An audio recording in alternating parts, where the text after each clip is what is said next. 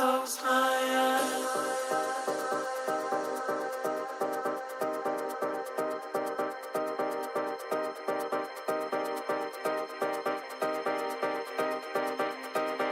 Every time I close my eyes.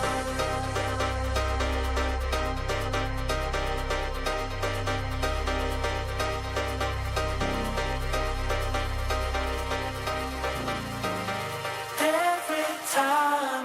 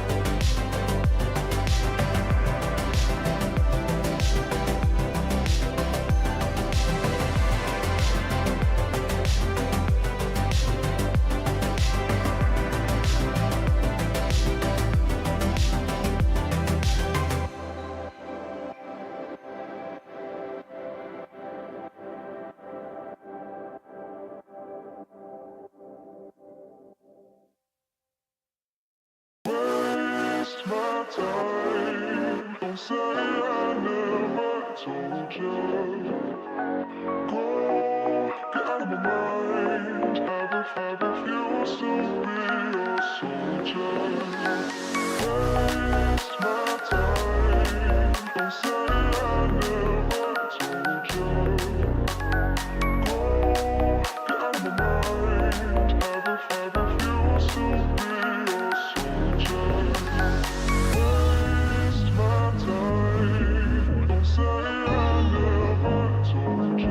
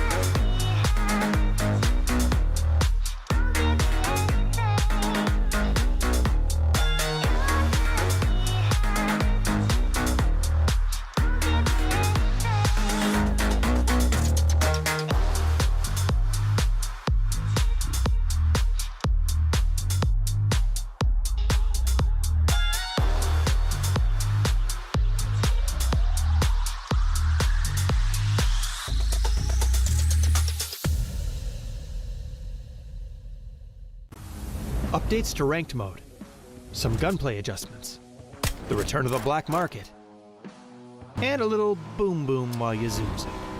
All this and more as we dive into the Update 36.1 patch report. First up, ranked mode is getting some major changes for Season 36. Ranks now feature 2 new tiers, Crystal between Platinum and Diamond, and Survivor tier for those who can manage to push themselves beyond Master. Ranked Duo mode is being added, while tiers and RP have been unified across party types and perspectives. Because of this, everyone's RP will be reset this season back down to 1500. And ranked playpoint rewards have been improved. So drop in, rank up, and collect your new rewards. In addition, we're also unifying your Battlegrounds experience between ranked and normal matches. This means you'll see the recall system, Red Zone, BRDM, and items like the Zipline gun and C4 in ranked. These are big changes to how ranked works. Be sure to let us know your feedback. Next up, we've got a couple of weapon adjustments coming your way. We've cut down the AUG's aim punch by roughly 50% and slightly reduced its damage, while the VSS and muzzle brake have been buffed. We'll be launching Gunplay Labs DMR Rebalance soon to test the reduced RPM and damage for DMRs. This DMR rebalance aims to strengthen the unique characteristic of DMRs and better differentiate them from SRs. So make sure you drop in and let us know your thoughts. PUBG's annual superstore, the Black Market, is making its return this update. Pick up a new Crafter Pass along with 4 classic progressive weapon skins and 6 chromas. Check out the upcoming Black Market announcement for all the details on how to grab these fan-favorite skins. We've also rebalanced the red zone a bit, and added vending machines and destructible pops to Vikendi. And speaking of destruction, players can now toss throwables while driving, and use handguns from the driver's seat in watercraft, just in case you needed to add a little more rage to your road. There's a lot to dive into, so be sure to check out the patch notes for full details on everything. Update 36.1 is here, so stop by the black market, brush up on your ranked skills, and toss more out your window than dirty looks. We'll see you on the battlegrounds.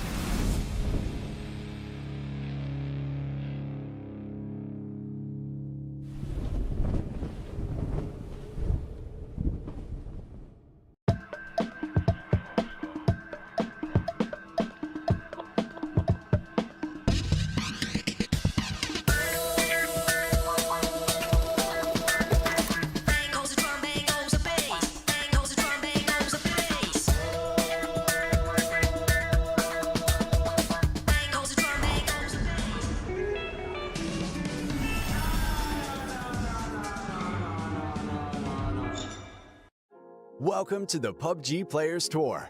This year, we're introducing structured competitive play in third-person perspective mode for players of all ranks, levels, and ability. Here's how it works in EMEA and Americas. PUBG Players Tour competition is held in 2-week phases. Each week, you and your squad can compete in player scrims. Think of these as a great alternative to ranked play. Each day of scrims will feature a variety of maps, with defined team and lobby sizes to ensure a balanced best-of-3 rounds. Teams will earn points based on their performance, and daily leaderboards will track their progress. When the scrims are over, the top teams will qualify for the PUBG Players Tour Cups, where they will be joined by up to 10 invited teams, featuring some of the best players in the region. Players Cup leaderboards will track team performances across 2 days of play, with the top 8 squads progressing to the final round of competition. Players Masters are the pinnacle of the PUBG Players Tournament. 8 teams from each of the 2 cups will engage in fierce competition for a huge prize pool in each region across the PUBG Players Tour season. And for times when a Players Masters isn't scheduled, you can still get your PUBG Players Tour fix with Super Cups. These work just like Masters events, where again, 16 teams, 8 from each of the 2 previous Players Cups, compete for a share of the total cash prize pool. Welcome to the PUBG Players Tour. You know the game. Be a player.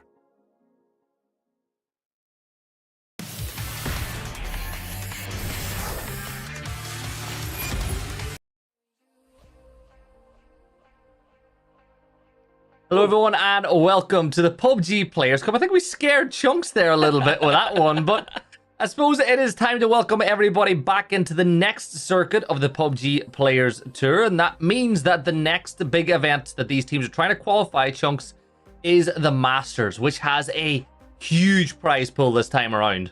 Yeah, a lot to play for over this week. Oh, I was going to say this weekend. It's a midweek. It's a rare one, isn't it, Gibson? Yeah. It feels like it's been a long time since we covered some PUBG together, but it hasn't actually been that long. But yeah, a lot on the line to play for over this week and next. Remember, it's 4 games per day over the course of 2 days, so not much chance to actually make your mark and get through to that Masters. A lot on the line for these teams, a big prize pool, and a fresh patch that we can't skip over. Yeah, I was wondering when you were going to bring that up. So yes, like EMEA earlier, we are playing on the new patch, which does mean several things, right? So of course, Chunks, you want to talk about, I think, the BRDM, so I'll let you talk about that in a second, but you're also seeing things like C4s have now been added, buybacks have been added back inside the patch as well. So I think that whether you like it or not, this could be one of the biggest changes we've ever had to the way esports plays out inside of PUBG. I like it. I like this new point system because people are going to be playing for a lot of kills, because remember, it is a best of 8. We are playing a best of 8 over the course of the next 2 days. That will qualify teams for the Masters, which is going to be a best of 12, best of something. I've lost track. The graphics gone. Anyway, this is our format for this evening. It's going to be Miramar, Tego, Rondo, Erangel. So 1 opportunity on each map to make your mark. But we mentioned the point system, Gibson. Only the top 4 teams are now going to get placement points, and there's not a lot to go around. 5 points for first place. We're going to talk about this a bit more later, but I think a lot of these squads that we're seeing, they're going to be looking at that new point system, and they're going to be thinking, okay, forget about the win. Let's get ourselves a lot of kills on the board. Well, I think by default, this new system is going to really suit some teams, and it's going to be a real hindrance to others. So in this format, inside the Americas, you look at this lobby and you got to say, right, Falcons, this system's going to suit them to the ground. Historically, they're one of the biggest fraggers inside the lobby. Team Mira are going to be the exact same. Teams that I think that are going to struggle a little bit with it, though, Chunks, is look at the likes of Bestia and Rock. Teams that find success by surviving into the late game, getting second, third places, which would have gotten you 6 points, 5 points, a couple of kills on the top of it, getting close to that 8 or 9. Now with the new point system in place, it's going to affect the way that they play, because teams that be aggressive in the early game and pick up a bunch of kills are going to get much more of a reward for that style of play. So this is just a test. There's no word whether or not it's going to be transitioned into any of the other game modes, like the other events like FPP for PNC or for EWC. However, I do think that it will have an impact on some of the teams that do historically like to play more passive. Yeah, absolutely. And I think it's really going to test teams a lot. Obviously, it was a kind of short notice change. It's going to be a little bit of a surprise to a lot of these teams that things have changed, but this is how things are going to go for the rest of the Players Tour now. For all of your Players Cups, all your Super Cups, all your Masters, it is going to be on this format, so teams are going to have to adapt and quick. Obviously, $400 is the prize for first place. But you know what I'm most excited for, Gibson? We mentioned it earlier on. The BRDM is now in competitive, at least for the Players Tour. Do you think we're going to see it? And if so, is it going to survive? Because, you know, I mentioned it before we went live. I think in a lobby like this, every team is going to direct all of their fire over towards those BRDMs. They are going to get shredded a lot quicker than they would in a ranked match or a casual match. Yeah, there's going to be some things, like I think buybacks as well, with that being inside the game. You spoke about it. Players coming back from a buyback, no helmet, no vest. In a lobby like this, you're going to get punished pretty quickly. So keep an eye on little things like that. Remember, if your favorite player on team does now go down, there is a chance that they could be brought back, which maybe will encourage some early game fights. Hot drops could be a little bit more on the menu than maybe they were on the past, Chunks. But it's time to kick things off. Reminder, if you are just joining us, new patch, new rules, new point system, same PUBG. It certainly is. I will say, this revive system that's now going to be in place is going to be an interesting one to watch, because I know I was looking in one of the Apex Scrim Discords earlier, just after the patch got announced and released, and they were all saying, all right, maybe gentleman's agreement, we won't use the recall system, and then it turns out people ended up using it. So it's going to be really interesting to see who ends up using it tonight. And you know what I will say, a roster that we have got experience with are going to be back in the game, hot dropping over on Power Grid. Formerly it was Typhon Gaming, then they went to 55, it was formerly 55 Esports. They're now going to be back in the lobby as Animaniacs, and they've already traded a blow apiece. Snaker's going to be able to find the flush over onto one. Maybe going to look for the revive onto his teammate as the rest of Animaniacs trying their best to find an angle. 12 goes for the shots with the ace, but not quite able to connect. Yeah, Vox is still down, but the rest has been pulled off now, so that gives LG a massive advantage in this fight. Bizzler, he's gone to the very north of Power Grid. That gives him a nice line of sight down towards the rest of these Animaniac players. However, they are now stuck in... All I'm going to say, because this team's called Animaniacs, if I'm going to think about it, that song from the cartoon is now stuck in my head for the whole night, and I hope it is for all of you too. Just please don't sing again. That's all I can ask for. Again? Gaps making that AK sing a beautiful song, but he can't quite hit the high notes.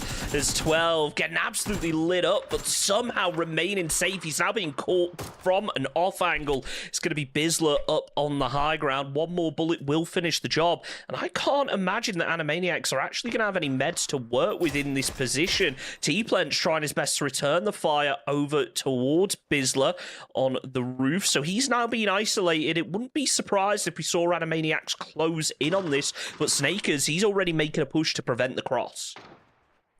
Yeah, you can see the HP is low. LG, though, still using iron sights in a lot of these guns, which does buy them a little bit of a chance, but 12 is caught in this position, and LG getting information fed that way. Snakers with the nade, he'll line it up. There's another one of the changes we spoke about. The timer now pops up on screen, and Snakers, well, the time was good. The distance, of course, was not. 12 will get that first aid, that med kit back up, and he's nearly up to full HP. But look at the flank from Mixtall, Chunks. He's over on the other side. He's getting a ton of information. Now that Vox has fallen, Mixtall's got to step up and get a knock. He goes for the spray, is able to convert it over to the knock, but immediately the fire rains in from Bizzler. He's got this ridge to work with. It's going to be super powerful in that third-person perspective, and he is putting it to work now. LG with only 2 players left up. The fight has been evened out a little. Mixel, he's got himself that Dragunov, but it's only got a hollow on it, not the long-range scope he maybe would have hoped for, which really could have turned this situation on its head. Gats, he's moving all the way around. It looks like Snakers wanted to take this fight on his own. Maybe wants to try and get the revive over onto Vox as the smoke is up, but it's going to be too little, too late.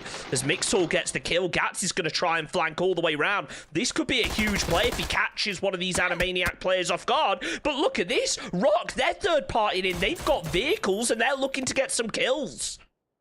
I love that, though, the third party. And you got another one to the north, 55 Esports and Rock, realizing they could get some points off the back of this one. LG still with 2 players. Not close enough to Bizzler to go for that res just yet, but 12 is still very low. Snakers spots out the head. I think he knows exactly where T-Plants is, but T-Plants has the advantage. He's got more maneuverability. He can move up and down this ridge line, and he does it to work. Gets that knock onto Gats now, leaving it all down to Snakers. Throws the defensive molly, but look at Rock. They have fully closed in this position. LG, they're going to get wiped, but you feel like maybe Animaniacs will follow them out the back door. Now another player falls. This will be an opportunity for Rock to get some reses off here. Chunks, Samcrow's here. T-Plants. Yeah, that's what I'm saying. Samcrow's been here for a while. 55 Rock, they know that it's a kill-heavy meta right now, and they are certainly trying to pick some up. Sparkin doing the same. Gets a huge double knock over onto 2 players from Renee. Nicely done. Should be able to flush those out. They don't seem to be too much of a threat. We should point out, by the way, the circle, all these players are going to be inside it, but they are on the very far west. So they're probably going to have to move down this hillside towards the rest of 55 Esports. Maybe that's the reason that Sam Crow's decided to move back a bit. Yeah, I think Sam Crow's just on a scouting information, getting all the information he can. Maybe thinking, oh, if this fight ends early, or, you know, if a lot of players fall down, there's the opportunity to pick up some kills. But looking at the map, if Sam Crow just looks over his shoulder, he might spot it, but he doesn't know. He has no clue, and now he's coming under fire, and that's from Mira way off to the other side of the map. Talk about early game fights. Sam Crow going to get involved, takes down T-Plants, will be looking for the flush as well, probably realizes that Animaniacs are close by. We've seen our first team of the game fall. Remember, it's only going to be the top 4 that take any placement points away from this game on the new point system for anyone who is just joining us. So we are still a long way away from any teams being able to get those. I can imagine we're going to see a lot more engagements early on as Vinny lays low, manages to avoid the players rotating down to his south, but it's almost looking like he wants to pop up and make some noise now. Yeah, I like this. And check it, team 3 players up. This is a team that's gone from strength to strength. Now, I feel, I don't want to be harsh, but I don't feel they're in the mix to be winning and qualifying for international events, but they've definitely gotten significantly better over the course of the last few months, and you want to see them continue to grow. And Chunks, the thing is, you look at Vinny, he's the forward scout. The rest of the team is a long ways away from this position. So at this point, he's trying to secure a vehicle, work his way into the zone from that northern section. And I think he'll be pleasantly surprised if he is if he gets lucky and decides to push one of these compounds. He'll realize that they're all free. He can get a good compound for his team, Chunks. They're all free for now, but don't forget about Team Mirror moving in from the west. DraftKings, he's being cautious of his west now, as there are going to be players down below. Bestia back in the lobby after a little bit of time out. The circle going to continue closing in, and they're in a really good position going forward. There's no one here who can really cause a major threat to them. Sure, there's a squad over on the east, but with the high ground that Bestia are currently holding, I don't think it's going to be too much of a threat for them. Yeah, I think that DraftKings, he'll just be able to feed the information, maybe get a knock. You know, you get a knock from a position like this, on a rotate, you could pick up some kills, and we'll look elsewhere. Oh, poor Hansi. Dream One, another one of the newer teams that we're seeing in the mix, getting pushed by the dominant force inside of TPP Americas. Fana will get that knock, and Hamzi will go down. Yes, if you survive, you can bring your teammates back, as buyback is now available in this patch. But Chunks, you lose a player in a position like that, there ain't a hope in hell you're going back for that one, unless you're in desperate measures late in the game when you dip into the blue.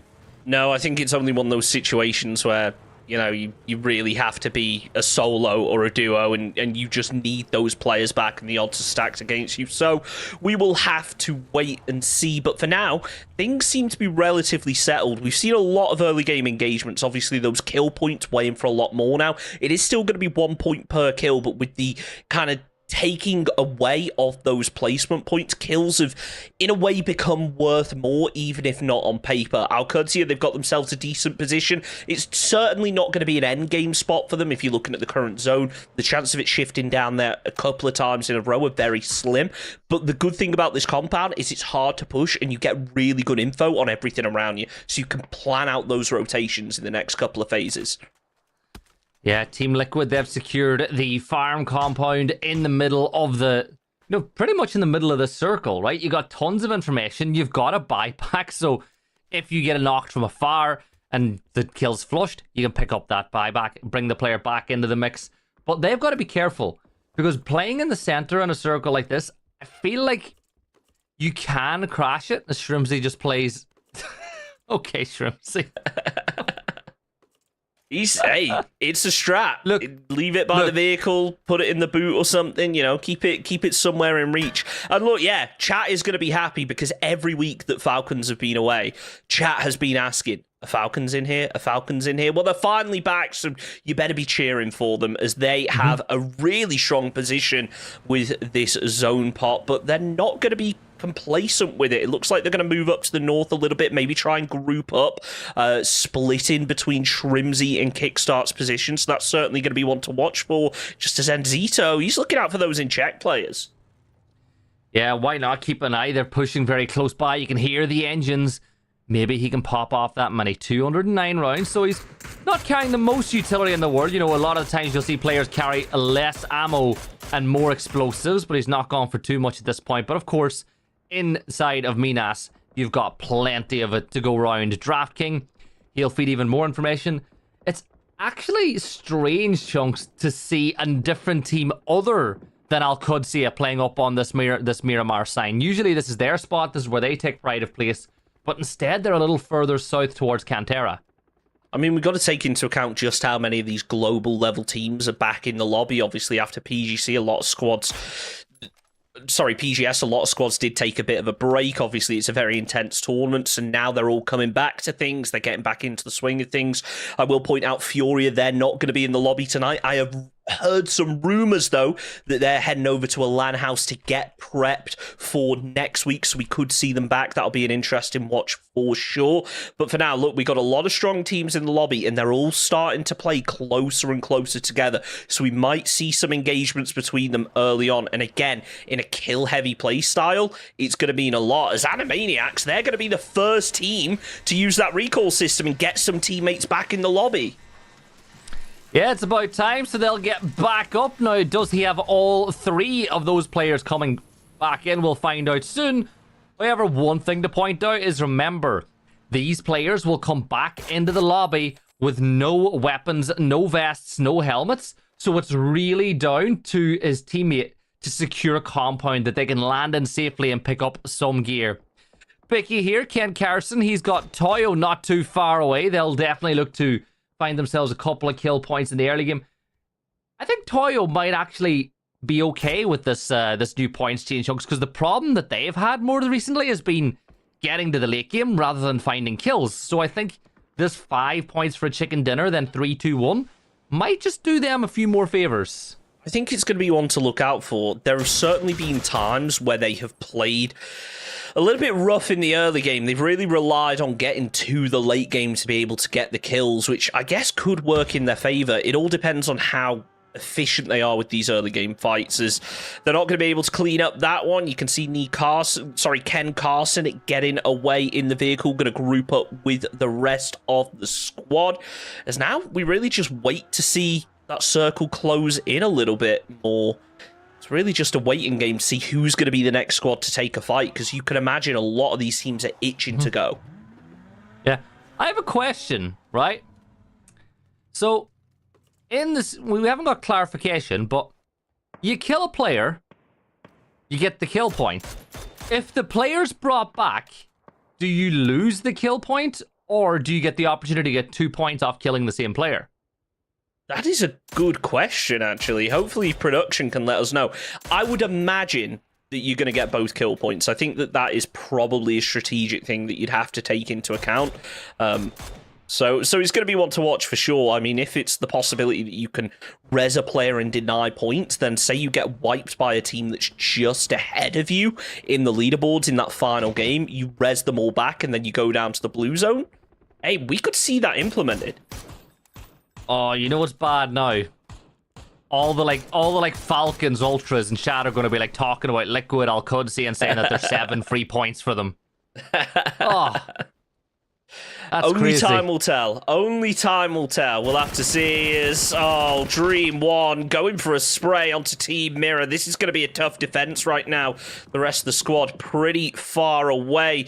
Peeks in, getting the flashbangs ready. Throws a BZ nade. Not sure whether he maybe thought that was a smoke, but it's going to force Mirror away from being able to push up. Uh-oh. Unfortunately, the nade is in hand and LFP's there to punish it. Gets behind the doorway, but too little too late as Flame gets himself the knock.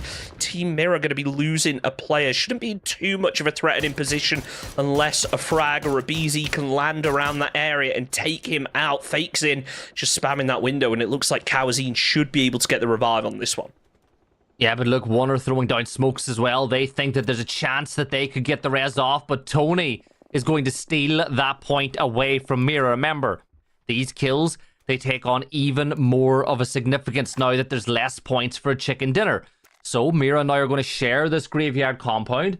Thing to note, the nearest res station, if one of these teams do lose players and win the fight, is now inside the blue, a little northwest of this position.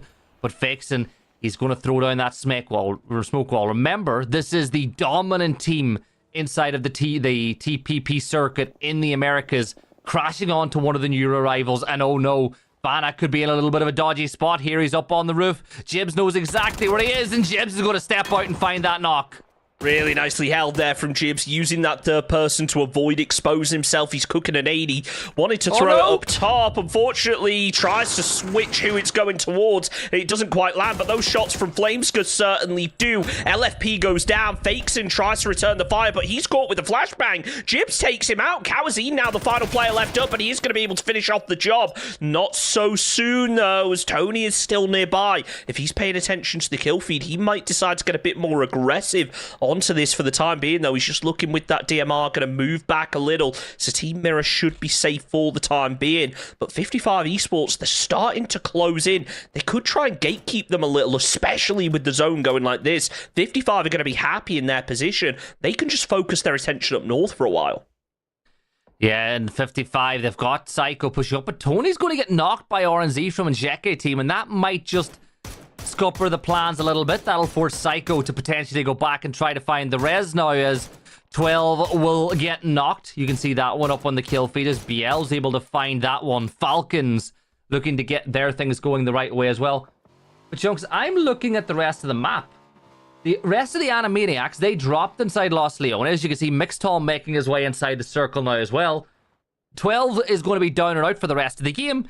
But by him bringing back his team and now dying himself, he's given the rest of his teammates the chance to pick up more points inside this game. Luke and Ziso, they're both picking up some points of their own onto the PUBG Players, taking them down on the rotate. A rough one for them indeed, but again, you can always bring them back. It just depends on whether you're willing to take that risk and go out into the blue zone, because right now, there's not a single recovery spot inside of the play zone, so you better hope that you've got a jammer pack if you want to get those teammates back in. Psycho, he's looking aggressive over towards Team Mirror. Obviously 55 Esports, they did get knocked from behind as Rush to win. They're looking to peek over the top. Legit's Demon takes down Josh with a nice spray. He's going to look to finish the job, and so many teams just falling apart here so early on in the game. Yeah, that'll be D getting knocked as well, though, as Al-Qudsi decide to make a push, and now it's all down to Cowboy, and there's a Panzer coming around the corner, but he wins the first fight. Now the next member of Toyo is going to peek. It's Adria, who's having a look, and he just provides enough of a distraction for Benya to peek around the corner. And now Toyo, they've got to rush to get a res off of their own, because you got a couple of teams pushing this direction. Bicky Banditos is one of the teams that is making their way on in here. Maybe Ken Carson is able to do some damage, but he's lost his teammate now off the back of that one. T-Plants getting some kills. And well, for Bicky Banditos, not quite sure what it's going to be for them next as they try to find somewhere to play in the circle. Team Mirror, they're going to try and find Kawazine, getting back up into the fight as 55 Esports look to follow up with some grenades. They popped him in the driver's seat, not sure how much use he's going to be in there as Fana tries to return some frags of his own. He's going to throw his teammate maybe in the back seat now, but that nade is going to be close. It could be enough to finish off the job. Not quite, as Fana realizing just how close 55 Esports are now. He's going to have to try and make something happen out of this. The defensive smoke goes down. This 55 looking like they want to move back over towards their compound, rush to win. They go down in 12th position as it's the shotgun that finishes off the job. Team Mirror, they are just sending it into the circle, but it's too late for Kawazine, who ends up falling to the blue. Yeah, Kawazine, I'm not sure if they got his chip back, but I don't really think you can get it at this point. Anyway, we're getting into phase 5, which I believe is the cutoff point. Correct me if I'm wrong. I know somebody in chat will know the exact info on it. That's a great nade from H1 though, as he'll find that knock onto Fana, and Falcons are back and they want to show Team Mira who the bosses are. Mira have dominated in the absence of the Falcons boys, but Falcons, they'll find that knock onto Fana. Fixin', he's just sending it in to maybe find a shack or a dip or just somewhere to call home for now, but Falcons will take control of the northeast now. They just closed in immediately when they got that opening up. The rest of the team immediately grouped up. Really nice play here from Falcons. They are not skipping a beat. They may have had a bit of a break, but they are still on form. It's actually going to be AQN from in check that gets the final player from Team Mirror down in 11th position. Kickstart, he gets tagged up a little bit by those Bestia players, but is not going to be taken out of the fight for now. Bestia, they're trying to defend themselves. Sure, they were getting aggressive down the hillside, but Toyo, they're going to be making a send of their own. Emmy with a couple of nice shots as Adria closes in with the vehicle. Not going to peek over the ridgeline just yet. I would imagine they want to push while Emmy is still able to play the roof of that compound, because it gives them a little bit of an extra angle into that dip. There's Vinny just playing point, but getting absolutely lit up by nades. Citrus Foe will fall. Tig picks up another kill for Falcons as Zigma will get dropped. Capitan now wrapping around the side, trying to get an off angle onto Bestia. 9 teams left alive as Capitan from Toyo, little further south, will catch out Liquid as Kurt was trying to make his way inside the circle. As things are starting to look very busy on the south side, you got Rock, Liquid, Bestia, Toyo, and Animaniacs all on the southern side of the circle, which you can get on your screen, Chunks. And you can do that by typing !map, which might just be what the Animaniacs are going to do to watch the rest of this one, as they've been eliminated in 9th place. So, in the previous weeks, we'd now be talking about placement points, but we've still got a bit of a ways to go to make it in there. 4 more teams now need to fall to get into placement point territory. And well, Falcons, they're not too worried about the placement points because they've already got 5 kills on the board. 4 here for Liquid. Zalo tries to spot out Adria, not going to be able to connect with anything. Almost just hoping that Toyo open themselves up down this hillside, but they're fully focused here on towards Bestia. Underhand nade looking like it was about to be thrown, but it looks like Mime was spotted out from behind. Toyo trying to find the sprays, but the defensive smokes from Bestia are making it so difficult to try and gain any info. Yeah, and Benya now with one good nade could do a lot of damage, but here comes Liquid. Adria will peek on the side, spots out some of the Liquid players, and I think Luke 12 will just keep him honest. As Capitan will confirm out that knock. Alo closing the gap now to Adria, who has been kept focused by Luke 12. As you can just see, Alo's making sure that there's no rats down towards his south that could catch him out, but he does spot out Capitan now, but Capitan has the benefit of smoke to hide behind. But Chunks, there's that animation again. The nade's been pulled. He drops it, but he doesn't find Capitan. But you got to be careful, Alo, because you should be being held by Adria, but I think Luke 12 just kept enough pressure on. Yeah, Toyo, they are just getting pressured from all around right now, and this could give Alo the opening he was looking for. That nade should indicate over to Toyo that there is going to be a player pushing, but it's RBN that's actually catching the fire from behind. Alo pops the first aid. He is now undetected.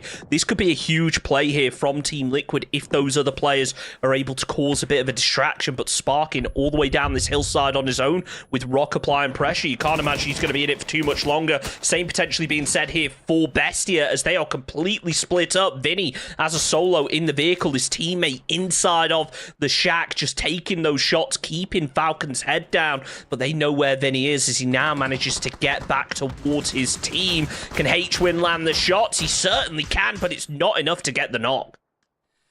Yeah, he's holding Draft King, who should be able to tell that he's being held, and Molly will be thrown inside the shack, but here comes the push onto Alo. But you can't push Alo like that. He'll get the knock. And now Liquid move up to 5 kills. Benya now tossing stun grenades as they look to lock him out, but Falcons and the rest of Liquid should be able to hold Alo's position. Keep him safe for now. If you're wondering where anybody else is, Chunks, Bestia still playing center, or as close to center as they possibly can. Some things will not change inside of competitive PUBG. But H1, he is all of Bestia on lock inside this shack, Chunks.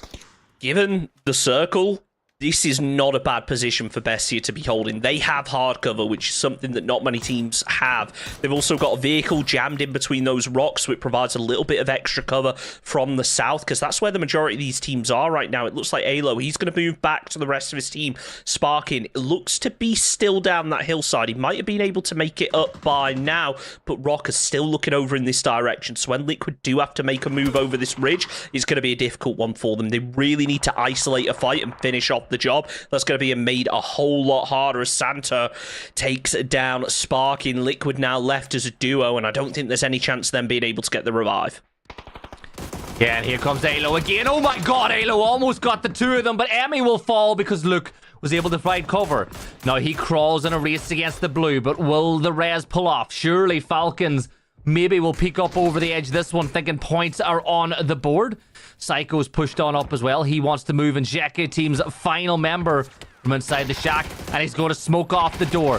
That means that there's not really much that Aqueen can do inside the circle. All you got to do is run on in with the MG like that, and Sam Crow finds another as 55 have kicked things off the right way. Ooh. And Chunks, look, 12 will wipe out Benya as Toyo fall as well, and we're still not in the placement points, but Liquid have already got 8 kills on the board.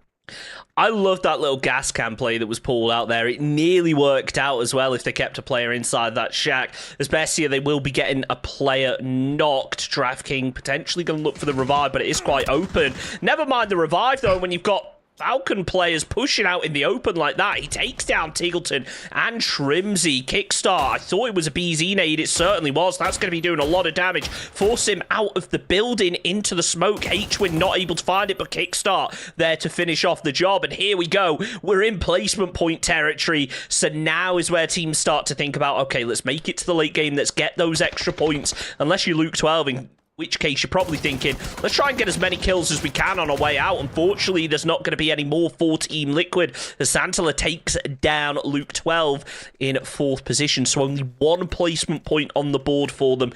Just a reminder, this is a new placement point system. 4th place gets 1 point. 3rd place with 2, 2nd place with 3, and then 1st place gets 5. So that's why we're seeing so many kill points on the board from all of our remaining teams. My poor caster brain is frying right now with the point of placement points. Look, in the past, when the game's over, you go, they got 7 kills, they got 17 points. Now it will only be 12. So it's a 4v4v3. As Chunk said, this is the placement points positions, 4th, 3rd, 2nd, and 1st. At this point, though, You really can't call he's going to get the win. Wow. Oh my god, 55 have really come out angry in map number 1. That's another 2 knocks and 2 flushes as Falcons will fall down to their final player standing. Kick's been wiped. Tiggleton, though, will get Santa. Tiggleton steps up. He's going to try to secure at least 1 more point, but 55 are closing in on his position. Gets that point confirmed. That's 9 now for Falcons. They're down to 1 as BL confirms out Shrimsy.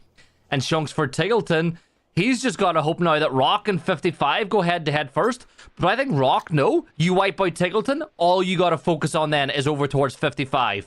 Yeah, but I think the Rock know it's Tiggleton, which is why they're moving away from this one. It looks like 55, though. They've realised he's going to be a solo. They land the spray, and Sam Crow finishes off the job. It is now a 3 versus 3. 55 have the advantage in terms of the zone. But again, Rock, they have a little bit of high ground to work with. It's going to come down to that phase 9. It's a single dot in the centre, so both teams going to be trying to work their way towards the centre sooner rather than later. 55 Esports, Sam Crow in a really nice position to find an angle onto Souls, but he's just not peaking yet. The rest of 55, they are just keeping their heads down, except for Psycho. He's playing point, trying to gather some info, maybe hoping that Rock expose themselves and give a little bit of info away. Yeah, you can see that Souls is just peering up over that ridgeline, wondering whether or not Tony will try to pull off a flank in the late game. Now, there's no team with numerical advantage at this point. It's a 3 versus 3, both on either sides of this ridgeline, but Rock are the closest to the center. However, the opposite problem of that is that the fact that because they're closer to center point is open terrain. 55 can get really close with a lot more hard cover and Chunks. I think this move by BL is a smart one. Move south, try to cut off any 55 rotates. Even if you get a knock like that there, now you can really focus on the push. That's a huge knock from BL, and that puts advantage firmly into the hands of Rock in this late game. BL looking to find a couple more of those players as the nades start to land in close. That one from Souls could be on the money, but it just takes an awkward bounce in the end, so it's not going to be close enough. Psycho trying to use that rock to get a little bit of high ground, get that extra advantage, maybe find an angle onto those rock players, but the ridge that they are working with is just so strong right now. 55, they will be able to get the res off, but these two players are in a very awkward position. It's all going to come down to Psycho and how he wants to approach this. Yeah, Psycho's going to put the shield down. Now, the fact that 55 got back up and you've got the repair kit means that he can get his vest back up to fighting form. So you'd lost the vest initially. At this point, now you'd be in a position where body shots essentially do, 25, 50% more damage. However, now you're back and fully invested in the fight. Souls, his helmet's pretty low, Chunks, but it's that MG in the hands of Sam Crow that I would really worry about if I was Rock. Because in this warfare where you're peeking up over ridge lines, that thing can annihilate a player in a fraction of a second. Flashes coming out. Typically would indicate a push. Doesn't appear to be the case right now. Psycho's position has been read by BL, but he's not taking any shots in that direction. Just really getting a read on things. As the smokes start to land, they're going to slowly make their push through. 55 Esports using that deployable cover for everything it's worth. Sam Crow's position also going to be spotted out. As Souls lands the flashbang, it looks like BL trying to play point on this one, but he lost the info as he didn't peek up that second time. Sam Crow finally does, but remember, he's not going to have to reload anytime soon. Tony, he's out the fight as Souls lands the spray. Sam Crow backing off of this one, realizing he's in a difficult position. But right now, Psycho, he can only do so much from his spot. Sam Crow has to make a peek, has to make some noise. That could be Psycho's opening to make a move, but right now the zoning is on his back, and it doesn't matter. He's performing under pressure, takes out BL with the headshot, nearly finds a second to go with it. Beautiful damage, but the zone is just closed in. He's caught in the open, but he catches Souls with a headshot to follow up. It's all onto RBN, pinned between two players, and it's 55 Esports who managed to get the 5 points with the win. That's 16 points from game number 1. Yeah, there was just something different about 55 in this map. I felt like they looked like they were making right decisions. They were correct in the gunfights they were taking, and they get the first chicken dinner of the night. Now, as you said, that's only 5 points, so it's 16 as opposed to 21. And I suppose something else worth pointing out with that, Chunks, is the fact that that condenses the leaderboard even more. You know, you're not going to see teams get a big win and then getting another 10 points on top of it. It means that you're going to condense things up a little bit more. You're going to make sure teams don't run away the way they used to in the past. But can we just talk about how good that MG3 is? It is insane, Chunks. And it just felt like he was hitting headshot after headshot after headshot with it. It's because he was. I think out of those final 3 kills, 2 of them were headshots. So really, really impressive there. Just melting those players that were up against him. Really impressive play. Amazing shots landed. But, you know, I got to give Halo his credit as well. When we saw him in a very tricky position, he was able to make a lot happen. Unfortunately, it was 55 who were able to capitalize on things in the end for teams like Liquid, like Falcons, who are in very strong positions, but things can really turn on a dime in PUBG, and there it is. Samcro, 1, 2, 3 headshots in a row. Absolutely huge play from him to be able to pick up the win for 55 Esports. We'll have to take a look over at the leaderboard. Obviously 16 points now, with those placement points being reduced, so that gap is still pretty close. And when you look at how many teams got around the 10 kill mark, I think that the next couple of days are going to be really interesting to see whether there is that gap that we typically see up at the top. Yeah, and the thing is as well, for the likes of Team Liquid, they got 8 kills, but only 1 placement point off the back of it. So they're still only 7 points behind. But big thing for me, 4 teams not picked up a single point. And Chunk, when you look at that list, Al-Qudsiya, no points on the board. LG only got 1. Bestia only got 1. And as I said before, I don't think that this format, this point system, is going to suit a team like Bestia. What they're good at is getting into top 4s and, you know, getting 4, 5, 6 points off the back of it and a couple of kills. But now they're not going to be able to get as many off the back of those. They will have to up the aggression just a little bit. Only time will tell. I mean, they've got to switch up the strategy now. We're in a different meta, potentially, as things will start to develop over the course of today, tomorrow, and going forward to the rest of the Players Tour. So it's going to be an interesting one to watch. But we are going to take a very short break. We're going to be back in just a couple minutes with game number 2. Welcome to the PUBG Players Tour. This year, we're introducing structured competitive play in third-person perspective mode for players of all ranks, levels, and ability. Here's how it works in EMEA and Americas. PUBG Players Tour competition is held in 2-week phases. Each week, you and your squad can compete in player scrims. Think of these as a great alternative to ranked play. Each day of scrims will feature a variety of maps, with defined team and lobby sizes to ensure a balanced best-of-3 rounds. Teams will earn points based on their performance, and daily leaderboards will track their progress. When the scrims are over, the top teams will qualify for the PUBG Players Tour Cups, where they will be joined by up to 10 invited teams, featuring some of the best players in the region. Players Cup leaderboards will track team performances across 2 days of play, with the top 8 squads progressing to the final round of competition. Players Masters are the pinnacle of the PUBG Players Tournament.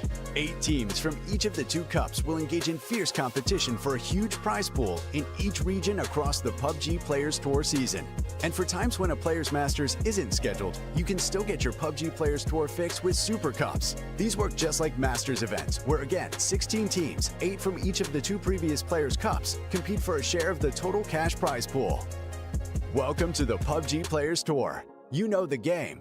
Be a player.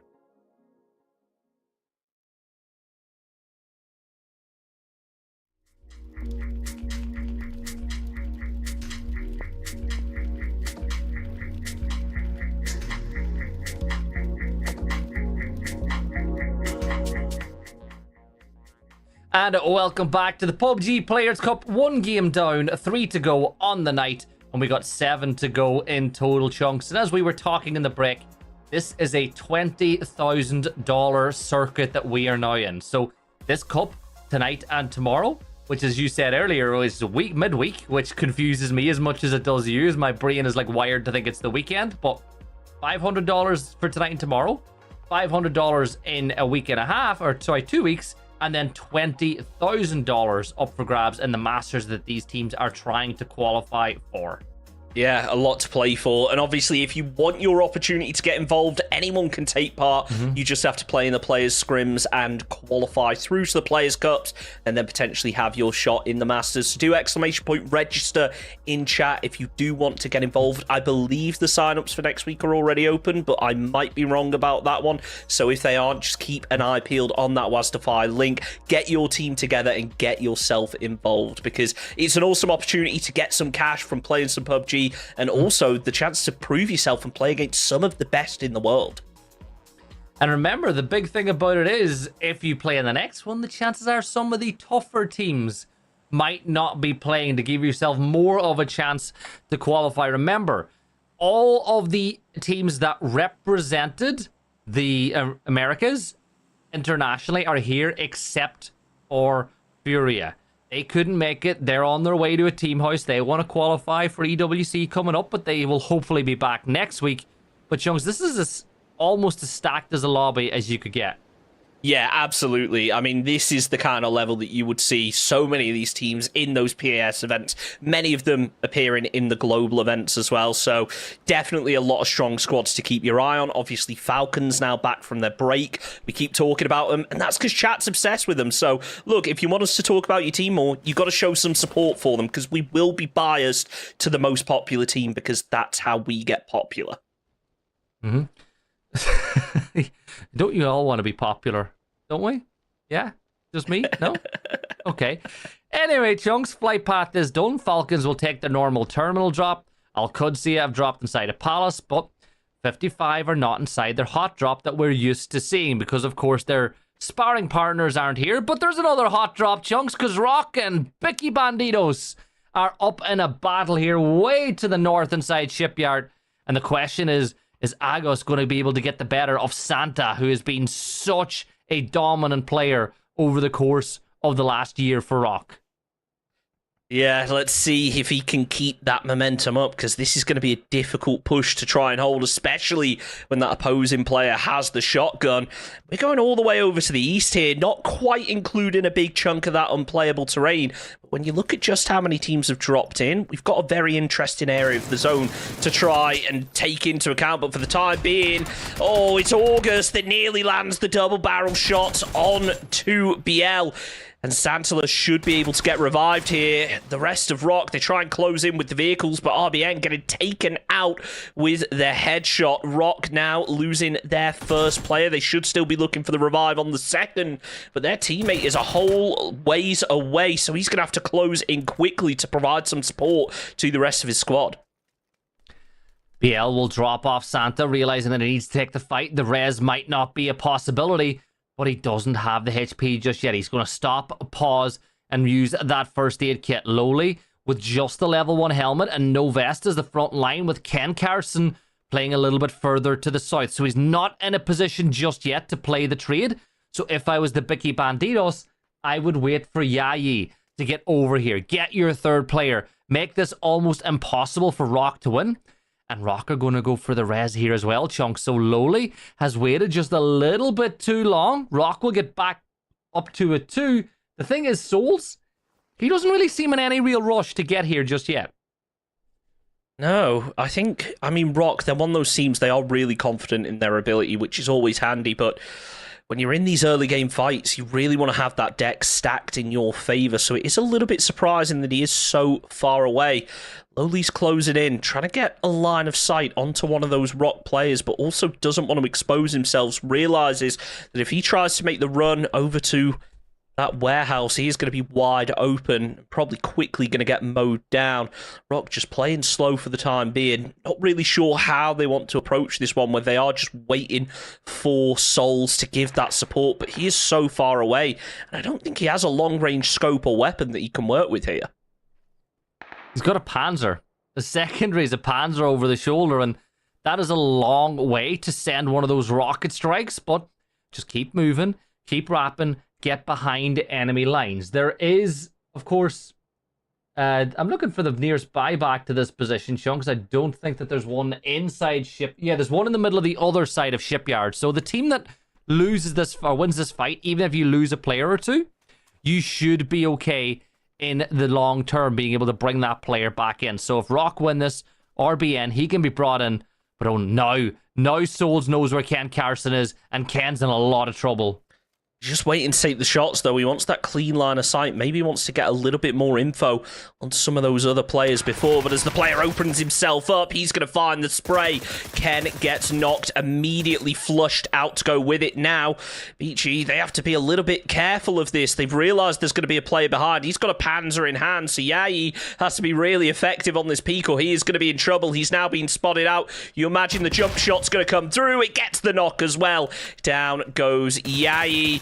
Lowly, the final player left up, and we should point out, just a reminder, the red zone is now in esports, so at least for the Players Tour, the red zone has popped up, and Rock, they've just popped off with that one.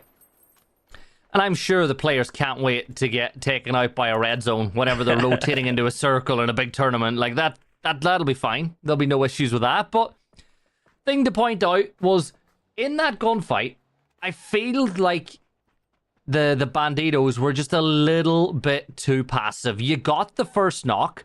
You knew you did a ton of damage onto BL, who you knew had to be in that warehouse. And instead of striking while the iron was hot and getting some real pressure onto them, they kind of set back. They held their angles. They didn't push off the back of it. You allowed Souls to push in. Oh, yeah. Sparking. There you go. Easy kill. Easy flush. Let's see, though, if he's able to hold his ground against the rest of Renee. Will pushing around the side. Sparking's at the side, Chunks, but Halo. Oh, this is not looking good for Renee. A ton more damage has been dealt, and Sparking finds another knock. Just finds his toesies peeking under the vehicle. Nicely done with the mutant as well. Not a weapon we see used all too often. But it looks like we're going to see it from two separate players here, as Chino's also got one in hand. Nade's starting to land close. If it was cooked a little bit more, probably would have been able to get the kill. No, sorry, it's a BZ nade. It's going to force him out. Chunk a lot of damage. As Sparking finds the spray. Kurt finishes off the job, and Team Liquid with 4 kills on the board in phase number 1, cleaning up from that crash, regrouping when needed, and coming out on top without losing a single player. Yeah, Santa now with the mortars will send them off into the distance. Maybe, yeah, they're gone. They're not there anymore, Santa, but I like it. Hit those trees with the iron leaves. You know, we've seen those trees save a ton of players in the past from mortar strikes, as T-Plants begins looking over as well. Maybe he... You know, T-Plants, I'm going to say it, pretty good map number 1 for them, even though they got knocked out early.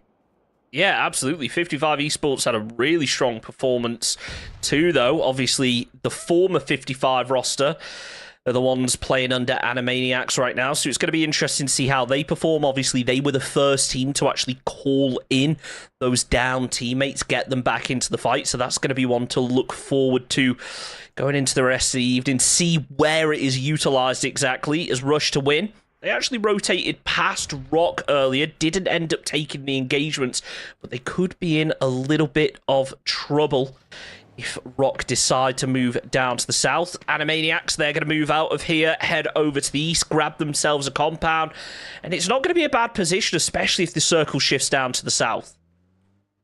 Oh, legit Demon. He's got Snakers in his sights. LG on the other side of the road. Do they know how close Legit is? He's scouting out this information. He's thinking maybe he could get a kill. He's got 2 nades, 3 stuns, so the utility ain't looking the worst for Demon here if he can pop off a little bit of damage quickly on the Snakers. But again, Chunks, from these newer teams that we're not used to seeing, very passive, you know, not as aggressive. In the past, you would have seen that player step up and try to get the knock quickly, but instead electing to just stand still and play very, very slowly. It's an interesting way to play, and sometimes you have to be a little bit more methodical, but certainly now with the placement points being worth less, I think it's definitely encouraging teams to take those head-on fights. As LG, they're going to group back up. I think they've got to read that there are players around if they don't know exactly where. So they're not going to peek either. Bizzler potentially going to provide that support from long range, make sure that there's no pushes coming in. But Pesadelo is going to try and find an angle as Legit's Demon. Oh, he peeks up a little bit too late and decides not to take the shots. It almost looks like Rush to win. They're trying to surround them before they take any shots, but LG, they've headed all the way down to the south. They realize they're probably not going to get the circle, so they're disengaging from this one, trying to think ahead with only 15 seconds left on the clock till phase 2 pops. Look who's back. RBN's been brought into the mix again, having been knocked and flushed earlier, brought back to the game by his teammates. Now, you look at where he's dropping, he's going to land inside of airport. The rest of the team are up in shipyard. They should be fine. But Team Mira, the dominant force, as I like to call them, in the TPP scene, well, they are getting out of there. They only had 2 players in the compound. They weren't willing to take on the fight with Team Liquid, and they make what is a business decision, Chunks, and get out of there and move later and further into the circle, which shifted violently back towards Kang Young. Bestia, they're going to retreat from this one. I'm not sure how they're going to play this. I think all eyes are going to be on Liquid's compound right now. When you look over at the map stream, remember, !map in chat. You can see so many teams push around that position. You've got a couple squads holding that high ground, going to try and make the most out of it, and they can punish a lot of teams rotating through. This is a big river, a big valley that teams are now going to be forced to cross. If you're Animaniacs, though, you're going to be over the moon with the circle position. It's just a case of, will you be able to get those kills when there's going to be so much pressure over on the west side of the circle? Purdy Curdy trying to land some long-range shots over onto Mime, but he manages to dodge them. Currently in a solo position here for Bestia. Not sure whether they want to commit onto this or whether Mime's going to decide to make a move further away. The big thing about it is, too, is Liquid have got a 3-1, or 2-2 split, sorry, I should say, with 2 players north, 2 players to the south. You think about teams that could push their position, and at the moment, I think they'll be okay because they've got full control of the bridge. So anyone pushes from that side, they can either bail quickly and collapse back into a full 4, or they can just stay there and keep putting pressure on the rest of the lobby. So I think they'll be pretty happy with a split that they're holding right now. And you feel like, Chunks, maybe they could take advantage of it, as Falcons will find themselves inside the red zone. And oh, I really hope that we don't see a player get knocked by a red zone tonight. And if it was, though, it would be pretty typical if it was Falcons, and chat would go crazy. Yeah, I mean, any excuse, you know. You should really be watching out for those red zones if you're really a pro player, but they are going to survive it for the time being. Just a reminder, those red zones have been reduced just as the numbers of Alcutia have been reduced as D gets taken out on the rotate, ends up getting finished off as well. Alcutia are going to be able to trade it out, but they decide to retreat a little bit. The same not being said for Falcons, as they've got a read over on towards 1. Kickstart playing point. You'd imagine he's going to go for that spray, but he leaves it just a second too late, and he does get over to safety. The rest of Falcons probably going to try and flex out from this one now. Again, it's such a kill-heavy point system. I would be surprised if a team like Falcons, if they get the read on where a couple of these players are, don't try and surround the compound and apply some pressure. I don't think it matters whether it's kill-heavy or not point system for Falcons. They just love picking up kill points, because not only are you winning gunfights, you're freeing up space. You're investing in your future later on inside the game. So Kick will keep an eye on what one are doing. And oh, LFP, way off. Mira, find that knock, find that flush, and they get their first kill of the map as well. And they're not going to be too greedy. They're not going to look to find more off the back of it. You get your point, you leave. As Chunks, we get ready for that next circle shift. And Falcons, look, they've got the E-pickup ready to go. Yeah, smart of them, just getting ahead of things right now, and they're going to need it with that circle shift. Now, if you look over at the map stream, there aren't too many teams over on the far east, so they might decide to play over in that direction. Obviously, Animaniacs going to be really happy with their choice of position, but now is the time where you need to start thinking about how we're going to get kills out of here, because it is not going to be easy when teams are really up on a lot of high ground around you. Falcons, they're going to scout out Bestia, spot them on the rotate, so they're probably not going to try and take this compound, especially with Liquid around as well. Sparking tries to land the bolt shot over on towards DraftKing, but cannot connect as Bestia narrowly escaping from this one. They've still got 2 more players to try and make the move, and all it takes is 1 shot to finish off the job with that bolt if it's placed correctly, but it lands to the body as both players from Bestia getting taken down extremely low. 1 more bullet will do it, as now Falcons, they're going to be sending it into the city. All 4 players land safe and sound. So for them, mission accomplished. Now you're in the middle of the town. You've access to vehicles, so you can leave if you need to. But when you think about where they were in the circle, this was the only real option that they had. They couldn't move safe anywhere else as Bestia. Look at a team knock, rush to win. Pesadeo will find that knock on the Jibs. Confirms out the kill as one will lose another as they get their second kill of the game. Maybe it's going to be a third as the MP5K from Demon isn't able to find the knock, with Flamescare will be found by Pesadeo as he gets his second knock in the last few seconds. And there's only one player left standing for one. And the question is, what will he be able to do from there? We will have to see as Rock sold as a solo in this compound. The rest of his team are across the road, so got to try and group up or at least provide some cover, but you can't cover when a nade is placed as perfectly as that. Fakes in, gets the knock, and I would assume that Solds is out of the fight for the time being. Now, don't forget, there is a recall device very close to Rock right here, so they could try and get him back into the fight after he gets flushed out, but Mirror, they're going to confirm themselves that point on the board. Fakes in looking to try and find some others. The smokes come down. Not sure whether this is going to be a push from Mirror or whether these are defensive smokes, so we'll have to keep an eye on this one. Dream 1, only one player left up. It's Hansi. We spoke about him. He's trying to land some damage, but he can't quite finish the job. He's now drawn some attention over to him, and Liquid, they're just going to be waiting to pick up the scraps of this fight. Yeah, and why not, as the red zone will appear above these players as well. Remember, the red zone, if I'm not wrong, will always appear on top of a team, so it's also a signal to the rest of the sides inside the lobby as to where players and could be hiding, where they could be playing. Bunico will be flushed as Liquid do now step up and get more aggressive. Hansi, what do you do from here? You got to try to either stay hidden and stay away from any of this trouble, or you got to think to yourself, there is still 10 teams that need to fall before you get inside the placement points. So do you just try to get your kill point or two here and move on to the next map? I think if you're Hansi right now, you certainly want to try and get the kill points, but it's going to be difficult when you've only got 39 bullets in the clip. Sigma tries to land a couple of bullets over towards LG, but Snaker's hanging out the side, able to return the fire and defend him because of it. Alo finishes off the job on Hansi. His Team Liquid already with 7 kills on the board.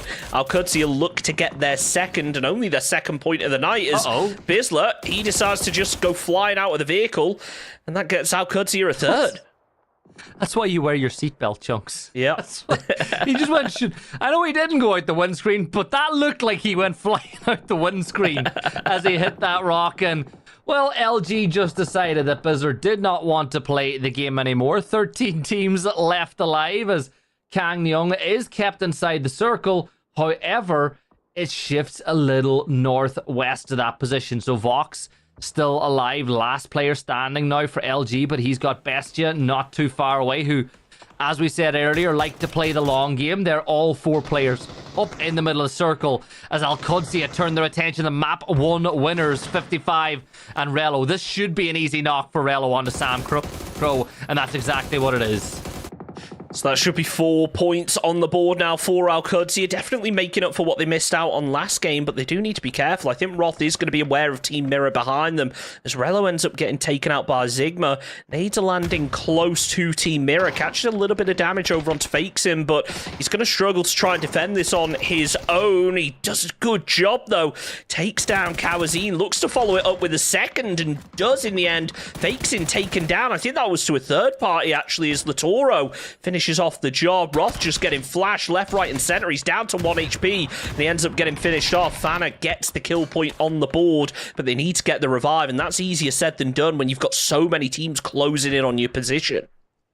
Yeah, Alcudzia's poor start to the night now. They'll not get any replacement points in this game either, as they will fall now at the hands of Mira with 12 teams to go. Remember, top 4 is placement points now, so we're still a long ways to go as Mixed Hall will find Voxic, another player for Animaniacs, who's had his name in the kill feed a few times already. I've seen what you're doing, Mixed Hall, and I like it.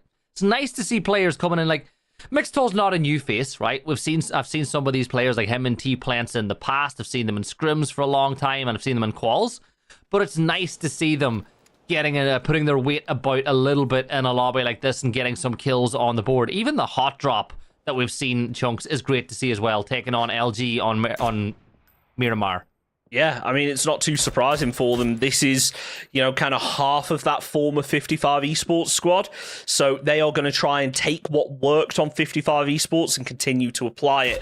Fana, though, things aren't going to work out for him as he goes down to the blue zone, fakes in, relying on the smokes to try and get over to safety. Rock under a little bit of pressure, but they don't have to move just yet as Karak starts to focus in here towards those mirror players. Fana will bleed out to blue, so that is no points being gathered for the kill. It's 55 almost just kind of waiting here for that final mirror player to pop up. Yeah, and I think that Vixen, do you deny? Like, denial is even more effective now, Chunks. Like, because there's less placement points, denying to the blue has even more of an impact because of how important kill points are. So Vixen, he'll just crawl in the long grass, medkit, live as long as he can. But as we keep pointing out, it's not top 8, it's top 4 you got to get into. And you're just not going to do it in a circle like this. So let's focus in on Njeke team. They're getting pushed here by Citrus. Let's see if Josh is able to find an opening knock in this engagement or if Njeke team will stand strong. Yeah, CF going to have to try and fight their way up this hill. Checking a strong position. It's 55. Try to look to finish the job, but they still haven't been able to. That solo from Team Mira just causing a problem. But that nade is an even bigger problem. Down goes Fakesen out in 11th position.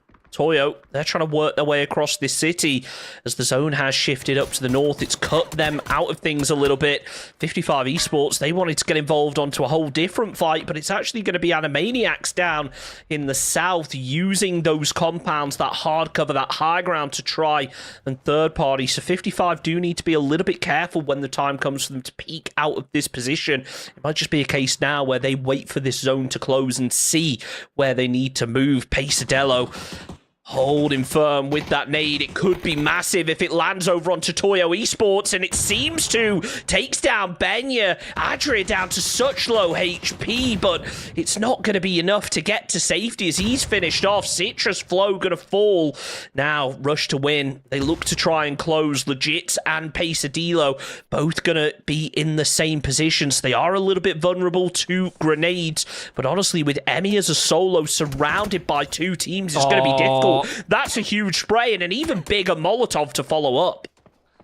Yeah, was the molly in the hands of Demon there as he will go down. Pesadeo wiped out by the blue as those points will be delivered over. Now we're seeing Alo step on up, laying down the law onto Selfish as Mime's getting pressured by the rest of Bestia. This is a big fight up on the edge of the circle. You've got three teams. Bestia holding the key. Liquid just trying to hold their own on the edge of the blue. And Njeke team, 2 players down, Kurt down as well. Liquid are in the exact same position here, Chunks.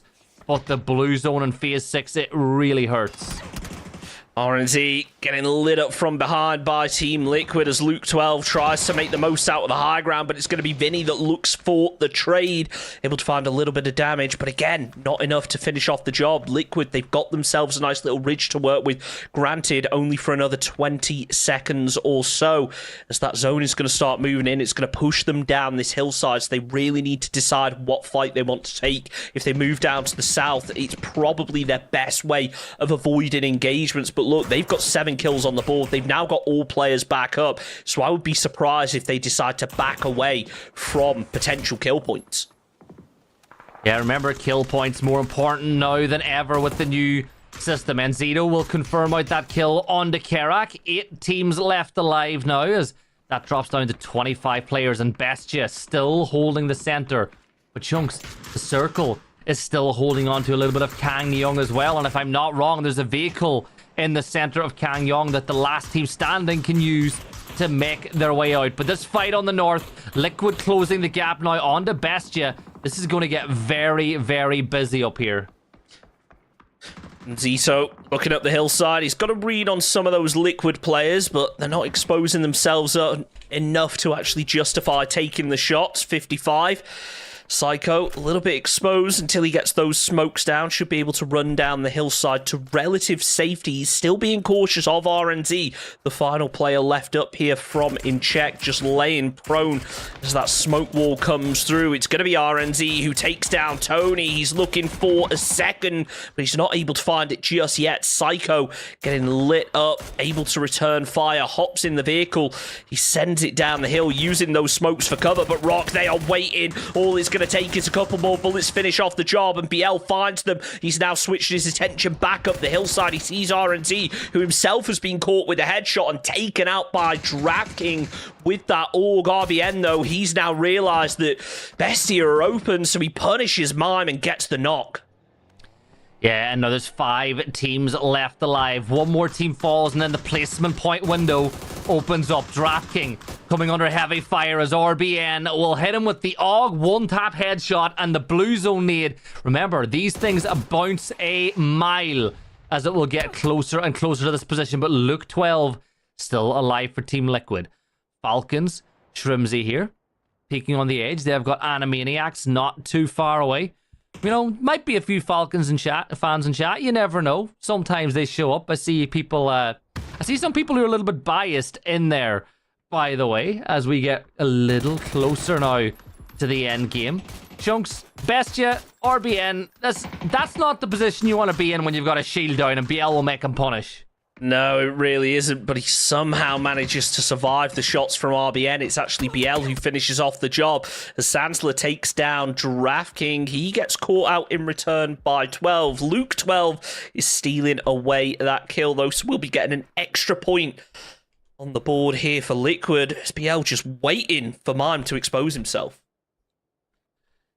Yeah, and as it stands, Mime is on the edge of the circle. The blue is going to move him now in a few seconds time, and it is phase 7 as he will confirm out that kill onto Santa. T-Plants killed him up in the kill feed once more. He finds Sparking as the Animaniacs can just chill here, Chunks, as Mime moves once more. But like, this ain't a great spot for Bestia to be in. They're being held by 2 different teams, and both these teams have looked at the circle and gone, I don't know if we're making it into the zone. So let's just try to pick up these points first. They might be able to get a couple more points on Liquid as they start to make the rotate. Mime, he's just going to chunk out in the blue right now, but he can't finish off the job, popping those tires, just trying to cause a problem here for Team Liquid. That jammer packet's run out, so he's almost certainly going to be going down to the blue. Vinny falls to Luke 12 as RBN able to get involved as well. We are still not in placement points, remember. We've still got one more team to fall to actually make it in there, so these kill points are worth so much to any remaining squad.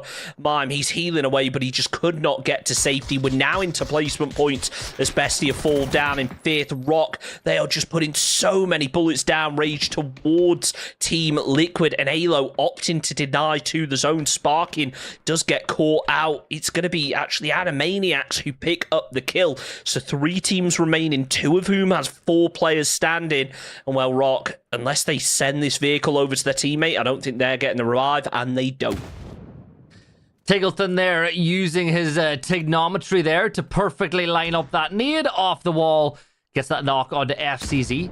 Doubles it down with another just to make sure that there's no players in there going for the res. But Falcons looking to take a grip of this game. T-Plants is throwing it back some nades as a rebuttal of his own, Chunks, but I think for Falcons, if you can just smoke it, get inside the circle, take this compound away, Animaniacs, it will be in a lot of trouble then. And this all suits RBN. Like, let's not forget, if he can get so... Actually, no, I've just remembered the topography. RBN's got nothing to play.